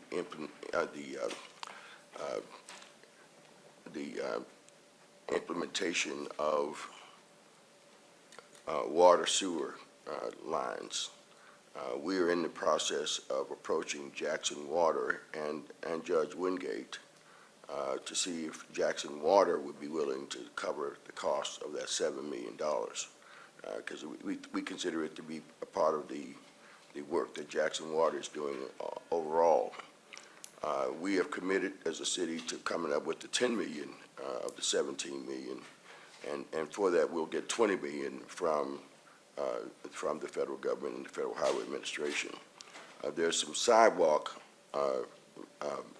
work that's also going to be done around the Medgar Evers home, from Medgar Evers Boulevard over to the home, to the tune of about $450,000. Thank you. And secondly, the Martin Luther King Bridge, Reverend P.J. Williams Bridge, they had told us it would be late this month, that all the bids should be in and quotes in. And Okay, so from what I recollect, that is not on the MDOT and Federal Highway Administration list. So maybe that's a 1 cent sales tax option, but I have not seen any information that speaks to that. Perhaps council has. Okay. Thank you. Thank you. Now, colleagues, I do want to keep the questions to the item. To the item, okay? To the item. Mr. Hartley. Yes. When is the end of this project expected? McDowell Road? Well, the project has not been begun because we haven't submitted the match to the project yet. Oh, okay. So it will begin as soon as the city ponies up the money. And as I say, we've got $29 million that we've got to find to match these projects that the Federal Highway Administration is giving us. Thank you, sir. All right, thank you. Any more President? Yes, Mr. Tableson. Sorry to get off subject. Councilman Stokes, bid opening this afternoon on the MLK Bridge. Thank you, sir. Thank you. Thank you. Any more questions or comments? Hearing none, all in favor? 7-0, thank you. I just thought about it. I think Mr. Taylor's name is down here on all these 7-0 items. Maybe it's him and not me. I don't know. I'll take all the credit. Thank you, colleagues. All right, item 37. Order reviewing and continue August 29, 2022, state of emergency. So moved. Second. It's been moved and properly second. Any questions or comments? All in favor? 7-0, thank you. All right, item 38. Order reviewing and continue state of emergency. So moved. Second. It's been moved and properly second. Any questions or comments? All in favor? 7-0, thank you. Tableson's name on by those. All right, let's see. Item number 37. 39, I'm sorry. Resolution of the City Council of Jackson, Mississippi, supporting the reorganization of city departments and personnel to be more budget-friendly. So moved. Second. It's been moved and properly second. Mr. Stokes, this is your item. Thank you, Mr. President. Mr. President, this budget year, we're going to have to make some pretty hard decisions. Some on this body feel that we got to have more money for the police department. We got to have more officers, and we got to pay them. And I placed this item as an indicator of, at one time in this city, our population was at this level. We lost population. We was almost at 200,000 people. And because we lost population, it's important that we cut the fat out the budget. When you have money that you can waste, then you can have friends and do other things. But when the safety of your citizens is at stake and people feel that they're not safe, you must do things to increase the safety. And that's hiring more police officers. I hear some say, well, we got captive police, but they're not all over this city. Some parts of this city have some major problems. When we once had the numbers we have today, we did not have all these department heads. We're not saying 5 people taking jobs. What we are saying, let's reorganize. What we have, for example, divisions that could be under other departments, where we can save that money and put this money back to usefulness, that's going to make the city better. Example, right away is in Parks and Rec. Used to be in Public Works.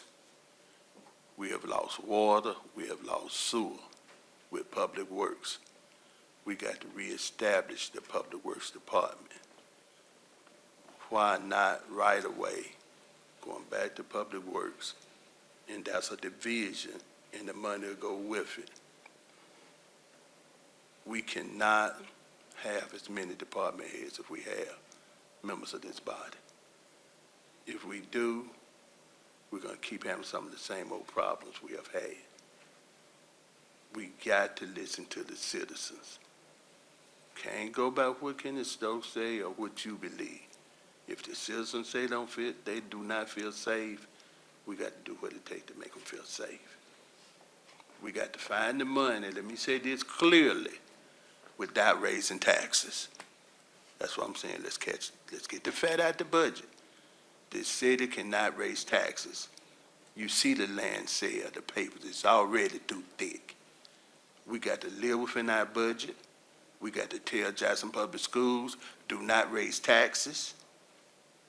Live within your budget, and we got to tell Hines County, do not raise taxes. People are going to Madison and Rankin County because it's cheaper tax-wise, and they feel they're getting better service. We got to compete like we never had to compete before. It used to be the Department of Administration and Personnel was one department.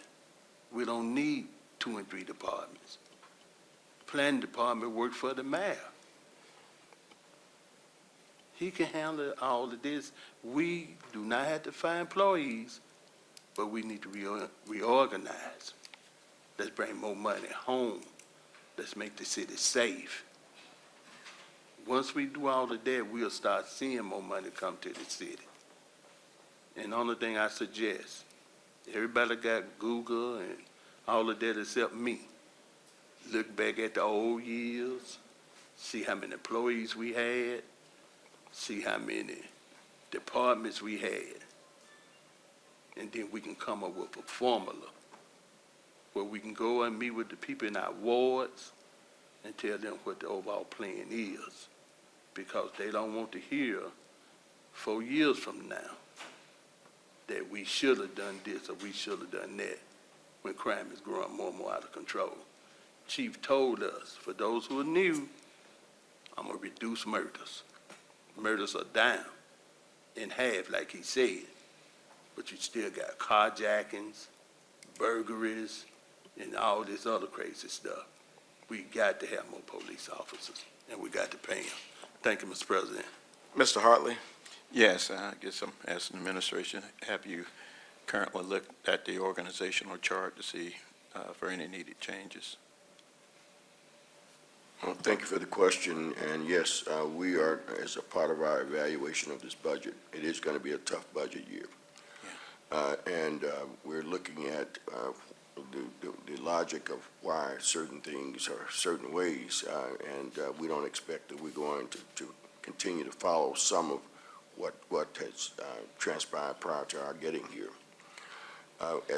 To Councilman Stokes' point, I have let my finance department know that my 2 top priorities are getting salaries up for the police department and the fire department, our first responders. They work hard for us, they put their lives on the line, and we need to demonstrate our appreciation of them financially as best we can. As it relates to the police department, we're leaving money on the table at the federal level through the COPS program. I'm told that there are a number of positions that we could be having paid for over a 3-year period for not only policemen raises and overtime, but we can get that over a 3-year period through the COPS program. But in order to do that, you cannot supplant. That means you can't put federal money in place of city money that's been committed. So we are, as part of that strategy, are going to be reducing the number of, we call them pins at state government, the number of slots that the police department will have on its books. And that way, it will give us justification to go after the federal money.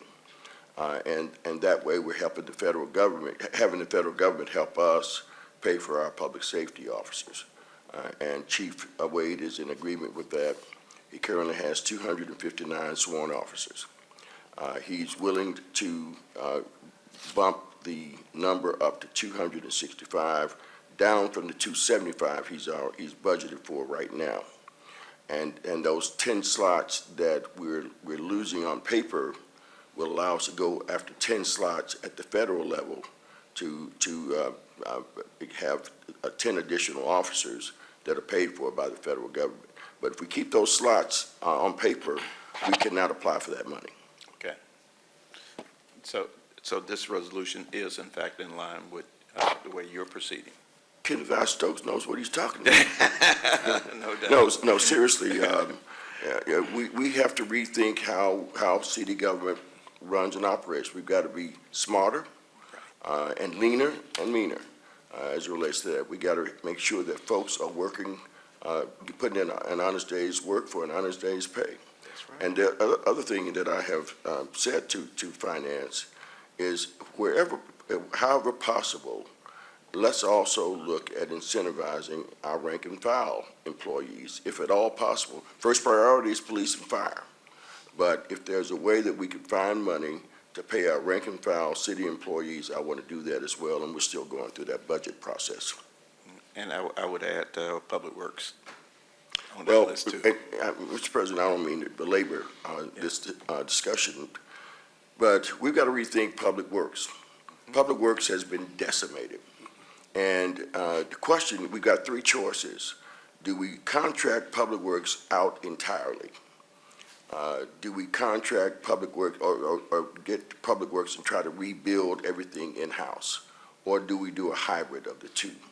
I'm leaning towards doing a hybrid of the two, but we've got to have workers that are coming to work, they're doing their job, and they're getting paid a decent wage for that job. And Public Works is a good example of a department that needs to be reinvented. Thank you, Mr. Mayor. I think we hear you loud and clear. Mr. Hartley's going to call a Public Works Committee meeting, and hopefully he'll work that out with your schedule so that you all can be present. Be happy to. Thank you so much. All right. Colleagues, I'm going to call for the vote on this item. All in favor? All right, thank you, and I really appreciate your input, Mayor Horn. Mr. President? I do have a question. What does the I in Kenneth Stokes' name mean? I love you.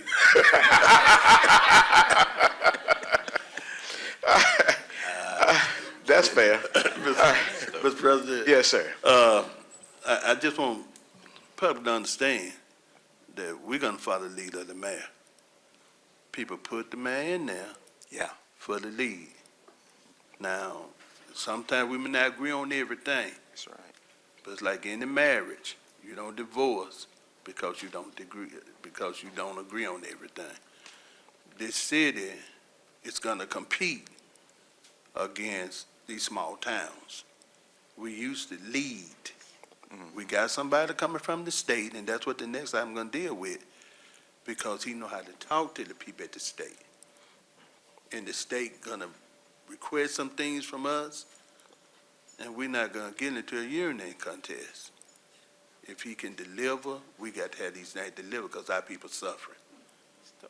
They going over to Madison County to work, and the police giving them tickets and everything else. But thank you, Mr. President. Thank you, Mr. Stokes. I think it's pretty clear that this council is going to support the mayor. We're very clear on that, all right? On most things, probably 99%, not 100%. All right, thank you. Item 40, Mr. Stokes? Well, sorry, clerk. Resolution of the City Council of Jackson, Mississippi, supporting the reestablishment of Jackson, Mississippi Day at the Neshoba County Fair. So moved.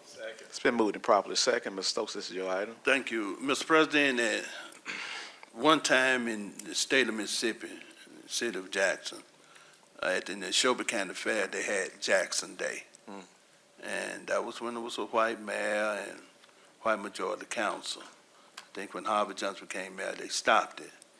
But I think Mayor Horn is the beginning point, because Jackson need all of Mississippi to come and help us. Cities run off sales tax. We need sales tax so that they do not have to raise your taxes. You can't afford more taxes, but we can offset a lot of salaries and everything else with more sales tax. And I know the Neshoba County Fair is something I never really went to when we had Jackson Day, but I went there for harness racing because most of these harness racers come from these rural areas around Hinds County. And there's a lot of people there from all over the state and the United States. And we need to let them hear about Jackson. We need to let them know that, no, we're not just crime-ridden and dope boys running everything. We got to let them know we're going to have law enforcement, and you're going to be safe. Nobody want to bring their husband or their wife or their children to a city to get killed. And we got to let them know that mentality is gone, and it's going to be gone forever. Now, it may not be easy to let them say we need Jackson Day back at the Neshoba County Fair, but I think this man can get it done, and we can try. Only thing can fail is a try. If we don't try, then they'll keep having these mentalities about Jackson, and all these dollars that could come help us gonna stay away. Thank you. Thank you, Councilman Stokes. Mr. Hartley? Yes, I look forward to supporting this resolution, mainly because if you're not at that table, you're on the menu. And we need to get to that table, and we need to show folks what leadership in Jackson is all about. So we encourage participation in this event. Thank you. All right, thank you. Colleagues, are we ready to vote? All right, let's show our support, please. All in favor? 7-0, very good. All right, item 41. Order appointing Esther Urbina as Deputy Clerk of the Council on a part-time basis and setting forth transition to full-time employment. So moved. Second. It's been moved and properly second. Councilman Parkinson, would you mind introducing Ms. Urbina? It would be my extreme privilege. Welcome to the easiest vote y'all are going to take today. So many of you know the amazing Alice is serving as our clerk for Ward 7. She is incredible, and we're so grateful for her service. Amen. And she is getting ready to retire. She's getting ready to go take a little bit of a break and rest a little bit, which is very, very, very well earned. And so we've been thinking about succession planning and sort of thinking for the future. We've had a chance to connect with Ms. Alice, Shanika, and myself, and we set some criteria for what we were looking for in a new clerk. We had 7 required skills and 3 bonus skills, things that sort of were on our dream list. We were looking for someone who was reliable, organized, customer service oriented, attentive to detail, collaborative, quick learner, and good at basic technology. And then we set optional skills. We were really looking for someone who was good at social media, someone who was bilingual, and someone who was a strong researcher. And we were so blessed to find Esther, who crosses all 10 boxes off that list. So we are thrilled to have her. She is a graduate of Mississippi College, where she has earned a bachelor's degree in 2 separate majors. She studied both political science and the administration of justice. And we're just thrilled that she's available and willing to be part of the team. So the plan is that she will, if confirmed, she will be part-time for this month to allow her to train under Alice and learn from all the things that Alice has learned over the years. And then when Alice retires, we hope that Esther will be able to be a full-time employee with us. And I believe we're taking one vote for all of that today. That's correct. The order before you will be appointing her for part-time as well as full-time. Thank you.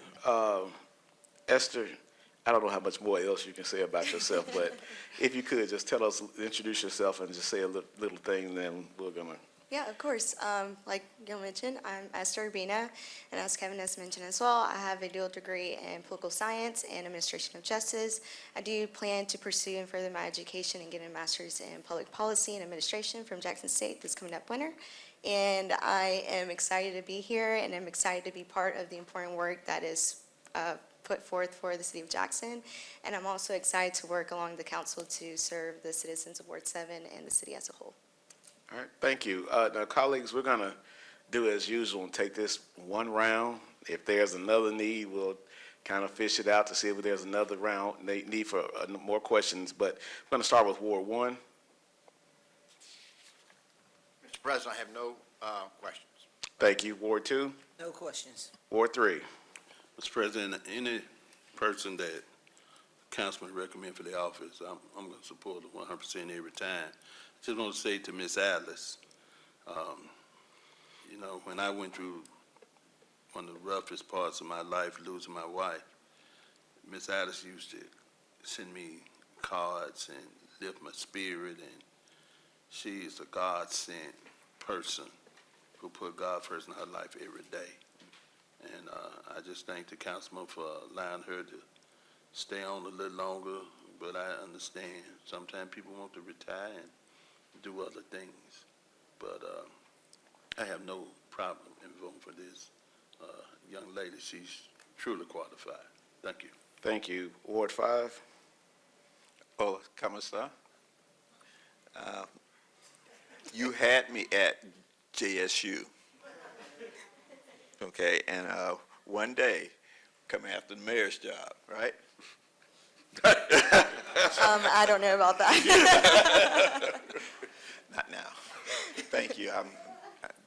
We're pleased and support this recommendation. Thank you. Ward 6? No questions. All right.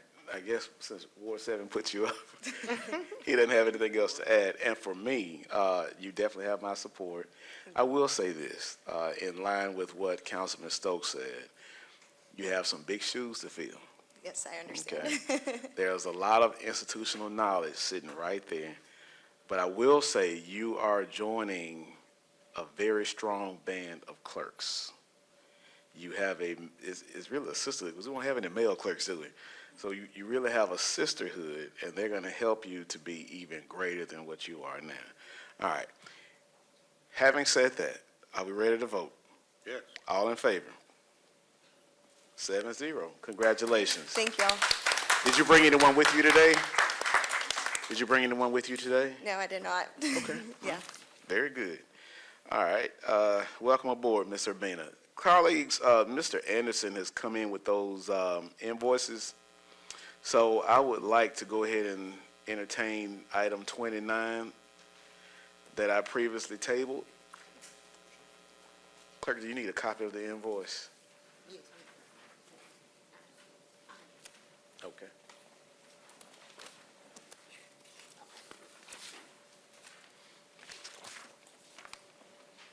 All right. I need a motion and a second. So moved. Wait, we got to read it. Sorry. Go ahead. Order ratifying and authorizing the payment of $505 for the procurement of services from Jeffcoat Fence Company, Inc. So moved. Second. Been moving to properly second. Any questions or comments about this item? Mr. Parkinson? So it looks like there was 2 service calls. There was one on the 12th, and there was, I guess, on the 17th and 18th. What happened on the 12th that it needed to be repaired just a couple days later? Give me 1 second, let Ms.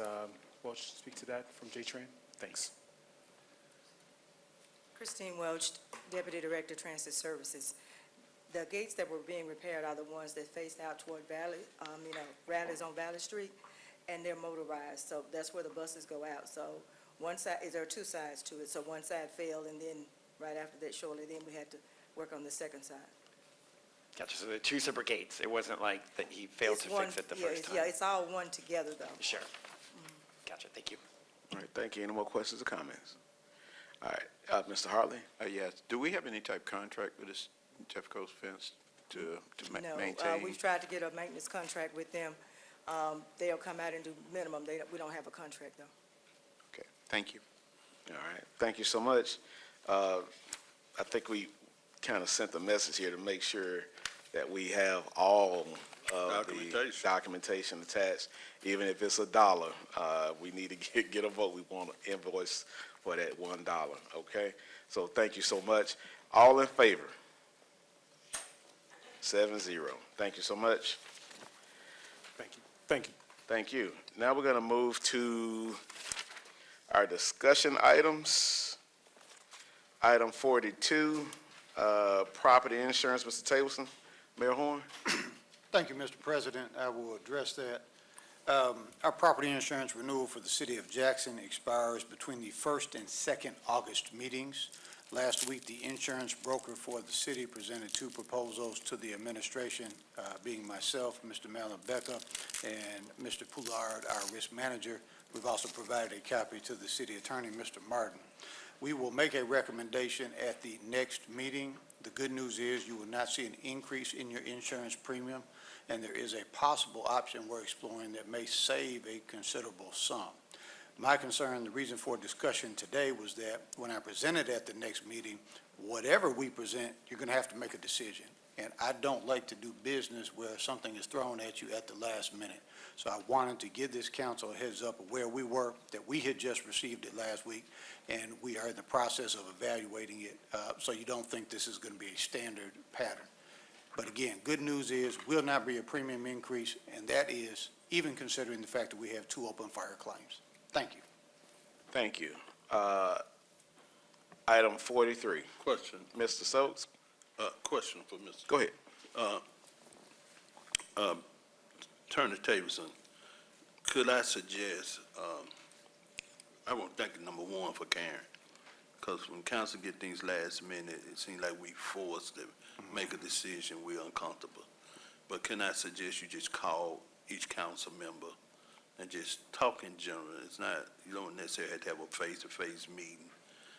Just let them know this is what we're looking at. Then everybody be on the same page, and if we need to ask a question to follow up, it can be done, because you want to make sure when we come to this meeting and time is of the essence, that we don't say, well, let's wait till the end of the month. You can say, no, we don't have that kind of time left. I hear you, Mr. Stokes. We will, one, make a written recommendation well enough in advance of the first August meeting so that the council members can review it. And likewise, I will be accessible, Mr. Poulard as well, our risk manager, to discuss this in detail with anyone else. So I hear you loud and clear. Thank you. Sir. Thank you, Mr. President. Thank you, Mr. Hartley. Okay, all right, very good. Item number 43, discussion item 43, sorry. So, thank you. Habitat for Humanity is a wonderful organization that does a lot of great work in our area, and we are joined by the esteemed Executive Director of the Mississippi Capital Area chapter of Habitat for Humanity, and if it pleases the council, I would like to give her, she's been very, very patient and waiting many hours for us, and if it pleases the council, I would like to give her the floor and allow her to just briefly explain the work that she does and allow council to ask any questions that they have. Thank you. Good morning, Mayor and the City Council. I'm thrilled to be here. I'm here and glad to see that my old friends and what I hope will be my new friends. Oh, I'm sorry. Oh, it's right there. I'm Meryl McEwen. I am now the CEO of Habitat for Humanity, Mississippi Capital Area. We've been here 40 years next year, and I want to be able to introduce y'all to who I've brought today, our new COO, Guy McLean, our Senior Vice President of Construction and Operations, our store manager, our new restore manager, Claudius Milton, and Callie Van Landingham, who takes care of our volunteers. If you don't remember anything else I've said today, there are 3 things that I want everybody to know, not just the council, but also those esteemed city employees and fellow citizens. We do not give houses away. We were not started by Jimmy Carter, and we are not a charity. We are an economic engine. We put millions of dollars into the city, and I think I'm correct in saying that we are the single largest builder of single-family homes for purchase, and they are purchased with a zero-interest mortgage. We want every ward in the city to have Habitat houses, and in fact, I'm going real quickly because we've all been here a real long time. Thank you. Loved the meeting, but it's time to have lunch. We're working in Broadmoor right now. We found that having a central location for our work has a great impact for the entire neighborhood. We're really into removing blight. We buy houses, we tear down those houses, we either maintain the lawns or we build a new house on it. Right now, we have 28 houses we've completed in Broadmoor, 3 more under construction, and we believe that with blight removal, rehabs, and new builds, we've affected 50 lots in that area, and we are looking to do 50 more. So, but in addition to that, we've worked in Verdant Addition, We've worked on Greenview Drive.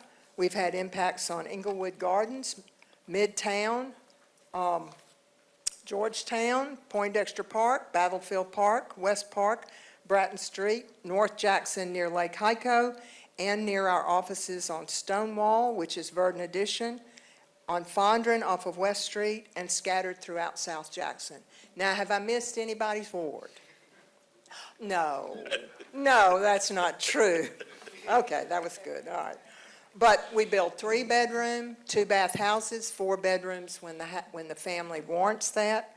We do everything within that 1,200 square feet, new appliances, energy efficiency, and since the water issue, we got a grant from the Community Foundation, and we've put in whole house filtration systems, because we were seeing that our folks that we have in some of our 667 houses in this city, with a few in Canton and a few in Utica, with that many people needing to buy water, they were having trouble making their mortgages. The mortgages are never more than $700 a month, which includes taxes and insurance and a termite contract. So one thing we've done to increase our revenue stream is we've opened a Restore. This is a little bit of a commercial. 615 Stonewall opened Tuesday through Saturdays from 9:30 to 4:30. You can get anything pretty much that you need for construction, but now we've opened a place in the back with 1,000 new square feet, which is the Restore's boutique, and it's all the beautiful things. So you can get crystal and china and nails and hammers and wood, and it's really fun. It's like a treasure hunt. So please come see us. Please come shop. We have our houses sold for $100 less than the appraisal, and we believe that what we do lifts everyone in the community that those houses are in. We care tremendously about blight. If our folks are living in a neighborhood, we don't want them living in their house, whether it's 10 or 20 or 30 years old and paid for, or brand new. We want the houses around it to be also safe, decent, affordable, or gone. I've been working with the guys up in, help me, Thomas. Yeah, the guys in Code enforcement. Why can I never believe that? Brunson and Griffin have been wonderful. So please continue to remove the blight. We have had 2 major contracts with y'all. One we completed with 5 houses that was just under $1 million. One that we have at this time, and I hope some of the reimbursements will come before y'all for payment. Please reimburse us. But it's a little over $1 million, and it's for 6 more houses in Broadmoor. 4 of those we've completed, 3 of those we've completed, 2 more we're finishing now, and we'll start one as soon as Archives and History will let us. So I've really just blurted out a lot of things, and I hope if you have any questions, you'll ask me. Please come, please call, and let's do a drive around. Let me show you.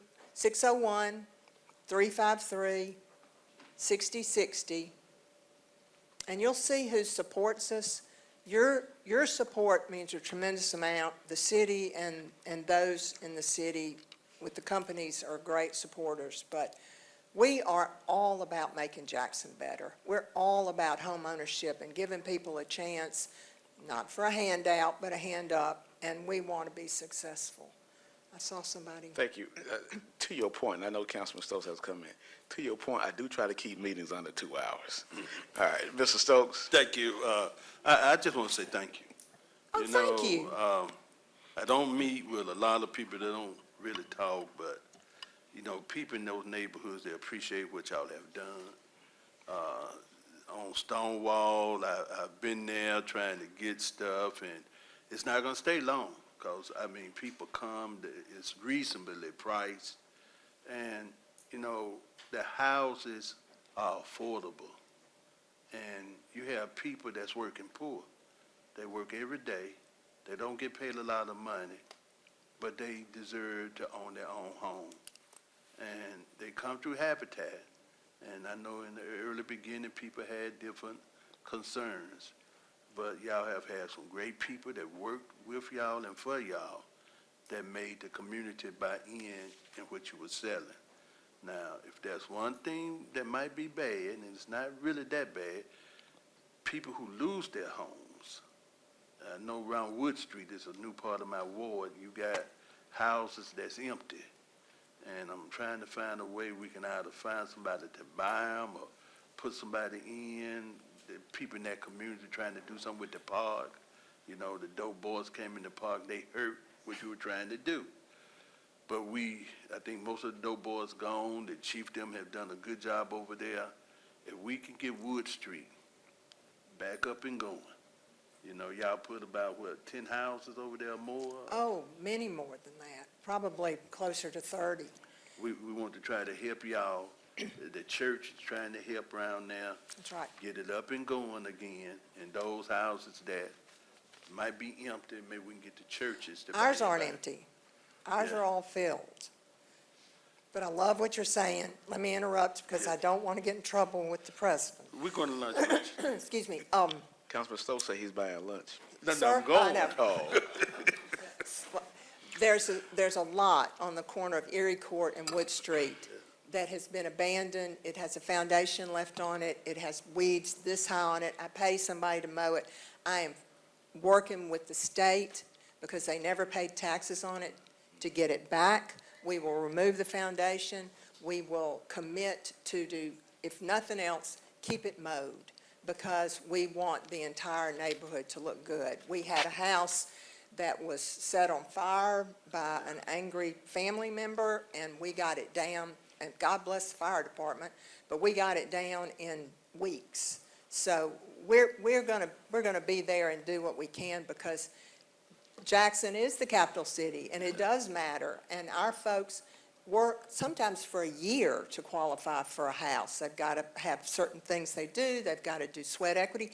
They have to spend 80 hours building their own house so they understand how to fix it if something happens. And we're adding an educational component that's coming up if we get the money for it. And then we're going to help them also do better as far as budgeting. When they lose their house, it's because they stop talking to us. They stop paying, and they stop talking to us, and we make a covenant with these folks, and they make covenants with their neighbors, and when they don't pay, it is the worst day of my job is when I have to go over there to the Hinds County Court and get an eviction notice. So let's keep them paying their mortgages, and we're going to do our part, and we appreciate everything the city does. Thank you so much. Miss, Thank you, President. yes, sir. Ms. Clay? Yes, I would like to challenge this council in this city to do a house for Habitat, and we put in the labor, not just the money, have volunteers from the city to come out and work out something, and then we'll have ownership in it also. Well, these are the people who'll make it happen, so I think that's a wonderful idea, and thank you so much. Thank you. All right, Mr. thank you. President, the administration accepts the challenge. Whoa! Y'all got Boots on the that ground. on record. Thank you so much. Is that everything for this item, colleagues? Thank All you. right. Just the name again. Sir, Give your name again, please. Merrill, M-E-R-R-I-L-L, McEwen, M-C, capital K-E-W-E-N. Thank you And so, Yeah, I'm in the booklet. I wrote the long letter about saving the kid, so, We'll be calling you. okay? thank you so much. Thank you. Thank you so much. Discussion number 44, limbs, trees, grass cutting. Brown Thomas? Thank you, President. I won't be long. Thank you. I'm getting several calls in reference to right there on Lake Shore and Sherbrooke, also right there on Lake Shore and Forest Hill. Someone's gonna have an accident because the trees and the grass is so high that when you come out, you cannot see. So is anybody here that can discuss it or look into it? We'll look into it. Lake Shore and what? Lake Shore and Forest Hill and Lake Shore and Sherbrooke. Mayor Horn? Thank you, Mr. President. If any of you were following the campaign in the spring, one of the things that we iterated and reiterated is that blight elimination is going to be an important part of our administration. And toward that end, we have committed that whatever resources we can lay our hands on, we're starting in South Jackson because the need is greatest in South Jackson. Yes. And so my staff in our Community Development Block Grant Program has identified, I'm told, right around $3 million. I've asked them to try to get that number up to $5 or $6 million. We have reached out to Representative Ronnie Crudup Jr., who is active in South Jackson, as well as Mr. Ernest Ward, the Association of South Jackson Presidents, and have put him in touch with a company that does debris removal. And the project manager for that company is working and speaking with them, and I think that they've already conducted some tours of South Jackson to see where do we start, because we want to have impact. We don't want to spend $3 million and you look around and you don't see anything that's changed. So we want to have impact on this blight elimination, and we're leaning on Representative Crudup and Mr. Ward to help us identify some areas where we can start first, and we'll put Lakeshore and Sherbeth on that list, and the other area on Lakeshore on that list as well, so that that's included. Thank you, Mayor. All right, thank you. Mr. Hartley? Yes, and in addition, last week we were on the coast looking at equipment. And I was surprised of the prices, the regular skid steer plus a mulcher, Mr. President, Councilman Hartley was salivating, literally. I got pictures. Looking up, yeah. But there was some great equipment too, I must say.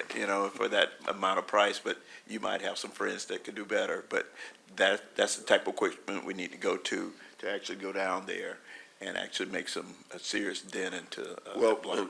We're looking at a couple of options. One is to get some professionals who have the equipment already and who can come and quickly deal with these issues. But we also want to treat this as an economic development opportunity and a small business opportunity.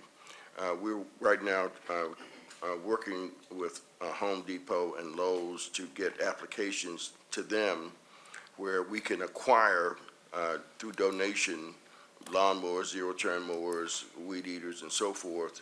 The sheriff's office has agreed to work with us on allowing prisoners to be utilized for some of that. But we'd also like to say, young man, you're a small business, you're interested in owning your own business. Right. How about lawn care? If the city is willing to donate you a piece of equipment, would you in exchange agree to take care of some of the lawns that are overgrown, that the city, maybe tax forfeited properties that the city owns, or what have you, but to create some small entrepreneurs out of this effort as well, in addition to getting our own Public Works Department more engaged in this. Mr. President? Yes, sir. Mr. Stokes? He says 2 hours. Well, it should Mr. get Mayor, low. you dead on point. We received a call in my office and a letter. Senior citizen said we can't afford $75 and $100 to get our yards cut. And it's something that people really don't think about. The older citizens, they need to be able to, because they don't have that much money and they don't fix income. They got to hear something from these young people like we were growing up, where you can charge $25, $30, $50 at the most to get your yard cut. So you dead on point with that. Please keep it up and follow it up, and because that's what we need, especially in these poor neighborhoods where you have senior citizens. Thank you. Just Mr. Hartley? Yeah, just one follow-up, and that is, do you have a point of contact, someone that's going to lead these efforts? You can reach out to Jamal Sibley in my office. Yes, sir. His number, 757-753-6410. One more time. 757-753-6410.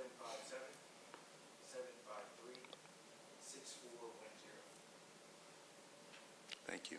All right, colleagues, we got 4 more discussion items, and it seems like the air has stopped working. So, Councilman Foote, apartment complexes? Yes, sir. Thank you, Mr. President. I'll try to be brief here. This apartments have already gotten a fair amount of discussion this morning in the course of the meeting, and they've been sort of high profile. We've found out about them through the media in some cases, but we have several compromised apartment complexes. Chapel Ridge, we found out that from the media. There's North Hill that I became aware of through WAPT. There's the Blossom Apartments. Mr. Tony Little was here talking about that. There's also a lady who talked in public comment about the 157 units at I think it was 908 North State Street. 809. 809, okay, 809 Source Street. And one way I found out about a lot of apartment complex problems was going to Judge Wingate's hearing, where he sat up there in front of his courtroom and said, pulled up lists, I've got a list of apartment here that are behind paying their water bills.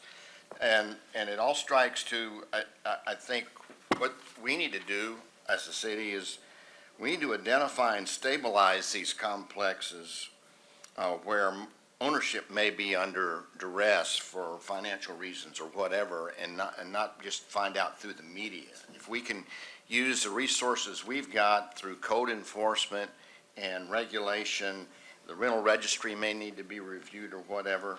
I'm particularly worried about the out-of-state ownership of apartment complexes where they can seem to lose interest in the quality of life that they have a big part in and for our citizens, where if they're just letting things go to pieces and not really providing the maintenance and oversight that they should.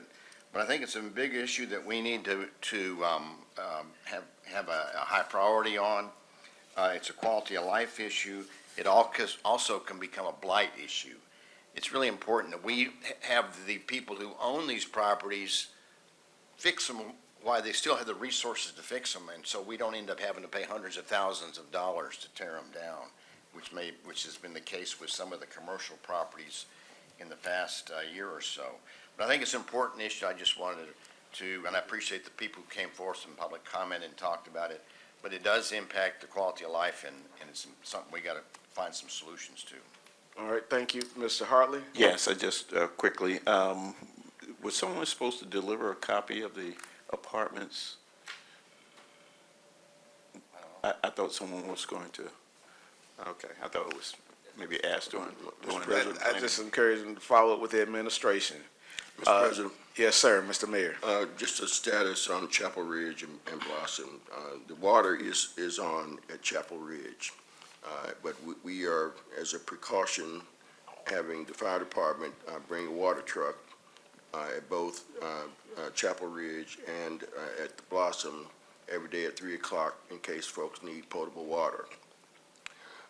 The water is off at Blossom due to, according to Jackson Water, being in arrears of in excess of $500,000 in water bills without a payment having been made on their water bill since 2020. Most residents who were at Blossoms have been relocated or are being relocated to more suitable facilities. Many of them have Section 8 vouchers, most of them under Region 6 Housing Authority. We have one under Jackson Housing Authority who's been relocated. And then Stupak, for those who don't have vouchers, stands at the ready to relocate others through a contract they have with Red Roof Inn to deal with relocations there for folks who don't have vouchers. The fire department has been of great assist to us, and so has JPD. What we're going to do as an administration is establish a task force made up of city officials, local advocates, housing specialists. We are going to get that list, Councilman Hartley. Thank you. We're going to publish the list of the top 15 bad actors who are in arrears of at least $100,000 in their water bills. We don't control our water system right now. That is being controlled by a federal judge. But when something happens to the tenants, it washes back over on the city. Absolutely. Councilwoman Brown Thomas called me last week and said, I need some water at Bounds. Can the administration help me? So my office got several hundred cases of water out to the folks at Blossom, and Councilman Brown Thomas did a good job of getting that water deployed. We're going to establish a task force to explore what actions we can take to deal with bad actors through our ordinances and through our code enforcement, and look at those violations, including preventing future businesses being able to commit these same violations. The last 2 points I want to make is we're also going to explore what enhanced penalties, both civil and criminal, because I think some of these actions border on criminality, that we can approach the legislature with to give the city more power and authority to force these complex owners, most of whom are outside our state. And they've got LLC shell companies. It's hard to get to who the actual owner is, but we're working on trying to get a better way of doing that. And lastly, we want to establish an environment where we shut down the expansion of this type of activity in our city. Amen. All right, thank you so much. Discussion item 46, guns. Thank you. Stokes. Thank you, Mr. President. And Chief, if y'all can help me, lady stopped me in Kroger's on concerning young people with these machine guns. Maybe it's another name for them. And I asked the chief, at what age is it legal to carry a gun? I think they said 17 and younger, you can't have a gun. You cannot, let me say it clearly, have a gun. And we got a lot of young people, 17 and younger, carrying these guns, talking about they have a right on the open carry. And that's why I asked the chief to come and kind of explain to us, if your neighborhood and ward don't have it, it's just good to know. Chief, thank you. Yes, thank you, Councilman. Joseph Wade, Chief of Police, and we did talk about this. Of course, you know that we have an issue in our community with youth violence and gun violence. There are pervasive issues, there are safety issues, and sometimes it's visceral because these young men do not know how to control their emotions. They go from zero to an assault rifle. As we discussed, of course, you know, Mississippi is an open carry state. There are about 46 states in this country that are open carry. Open carry is only applicable to adults, 18 and above. 18 and above, if you are not disqualified. Of course, you would be disqualified if you're a convicted felon, been convicted of domestic violence or some other situation that would disqualify you. But, Councilman, as we discussed, it's a scary proposition because if I'm 18 and I decide to get a sling and put an AR-15 on the end of that sling and walk down Capitol Street, then I can legally do that in the state of Mississippi. That's an issue. That's a huge issue because we get these calls every single day. Chief, they out here, they got guns, right? Again, no juvenile should have a gun. No juvenile should be walking around with that ski mask on either that we talked about at the last council meeting. So we've got to put some gaps in place. We got to put some type of legislation, a balanced legislation, because as you know, open carry is a state law. I talked about this a couple of years ago, and you would think I talked about painting City Hall pink or something, you know, because I had a lot of pushback when you start talking about repealing or putting limitations on open carry. It's a major issue because, and I do commend the state on this, they did include that having a Glock switch on a weapon now is a state law. It's not just a federal law, it's a state law, which gives us a lot more leverage as we interact with these individuals in our community. This whole situation is a major deal. I talk about this all the time because this open carry law does not impact small town Mississippi the way it impacts inner city and urban communities like Jackson with the population density that we have and the young men that we have that are gang affiliated and lack parental supervision. We have got to look at maybe an ordinance or something to hold these parents accountable. Junebug or your son or grandson should not have an assault rifle in his closet, right? He shouldn't be leaving out the house toting an assault rifle. I get these calls almost every single day. South Jackson, we talk about that, ground zero for this type of detrimental behavior in our community. I don't know what it looks like. I'm law enforcement. I'm not a lawmaker, but we've got to have a strong force as we go into this next session about how open carry is affecting the city of Jackson. Chief, the lady who stopped me off of Courtview Street that runs off Leavenworth Road, she said they, and I just call them machine guns. You know what kind of guns Yeah, they are. AR-15 assault rifles, and they're modifying them, putting lights on them, painting them pink, all type of foolishness. And most of them are Yes. younger people, not saying all of them, but most of them are younger people that think it's some kind of game, it's fun. Yeah, well, it's a part of gang culture, the ski masks, the assault rifles. I see videos and we talk about it, and I don't know how we need to approach it as far as ordinances, but we need to really drill down on where they can carry these guns and not directly impact open carry, because that's the hurdle we're all going to be facing as we talk to the legislators. But I agree with you. No juvenile should have a gun. Now, when we catch them with guns, we arrest them, we take the gun, but they are then turned over to the youth court. They're not taken to Hines County unless they use their gun to rob someone or shoot someone. And yes, it has happened. We've arrested 13, 14, 15, 16-year-olds, and 17-year-olds for murder here in the city of Jackson. They're being charged as adults, but we should not have to wait. We know what is going to happen with a 15-year-old, 16-year-old who's not emotionally intelligent and knows how to deal with conflict.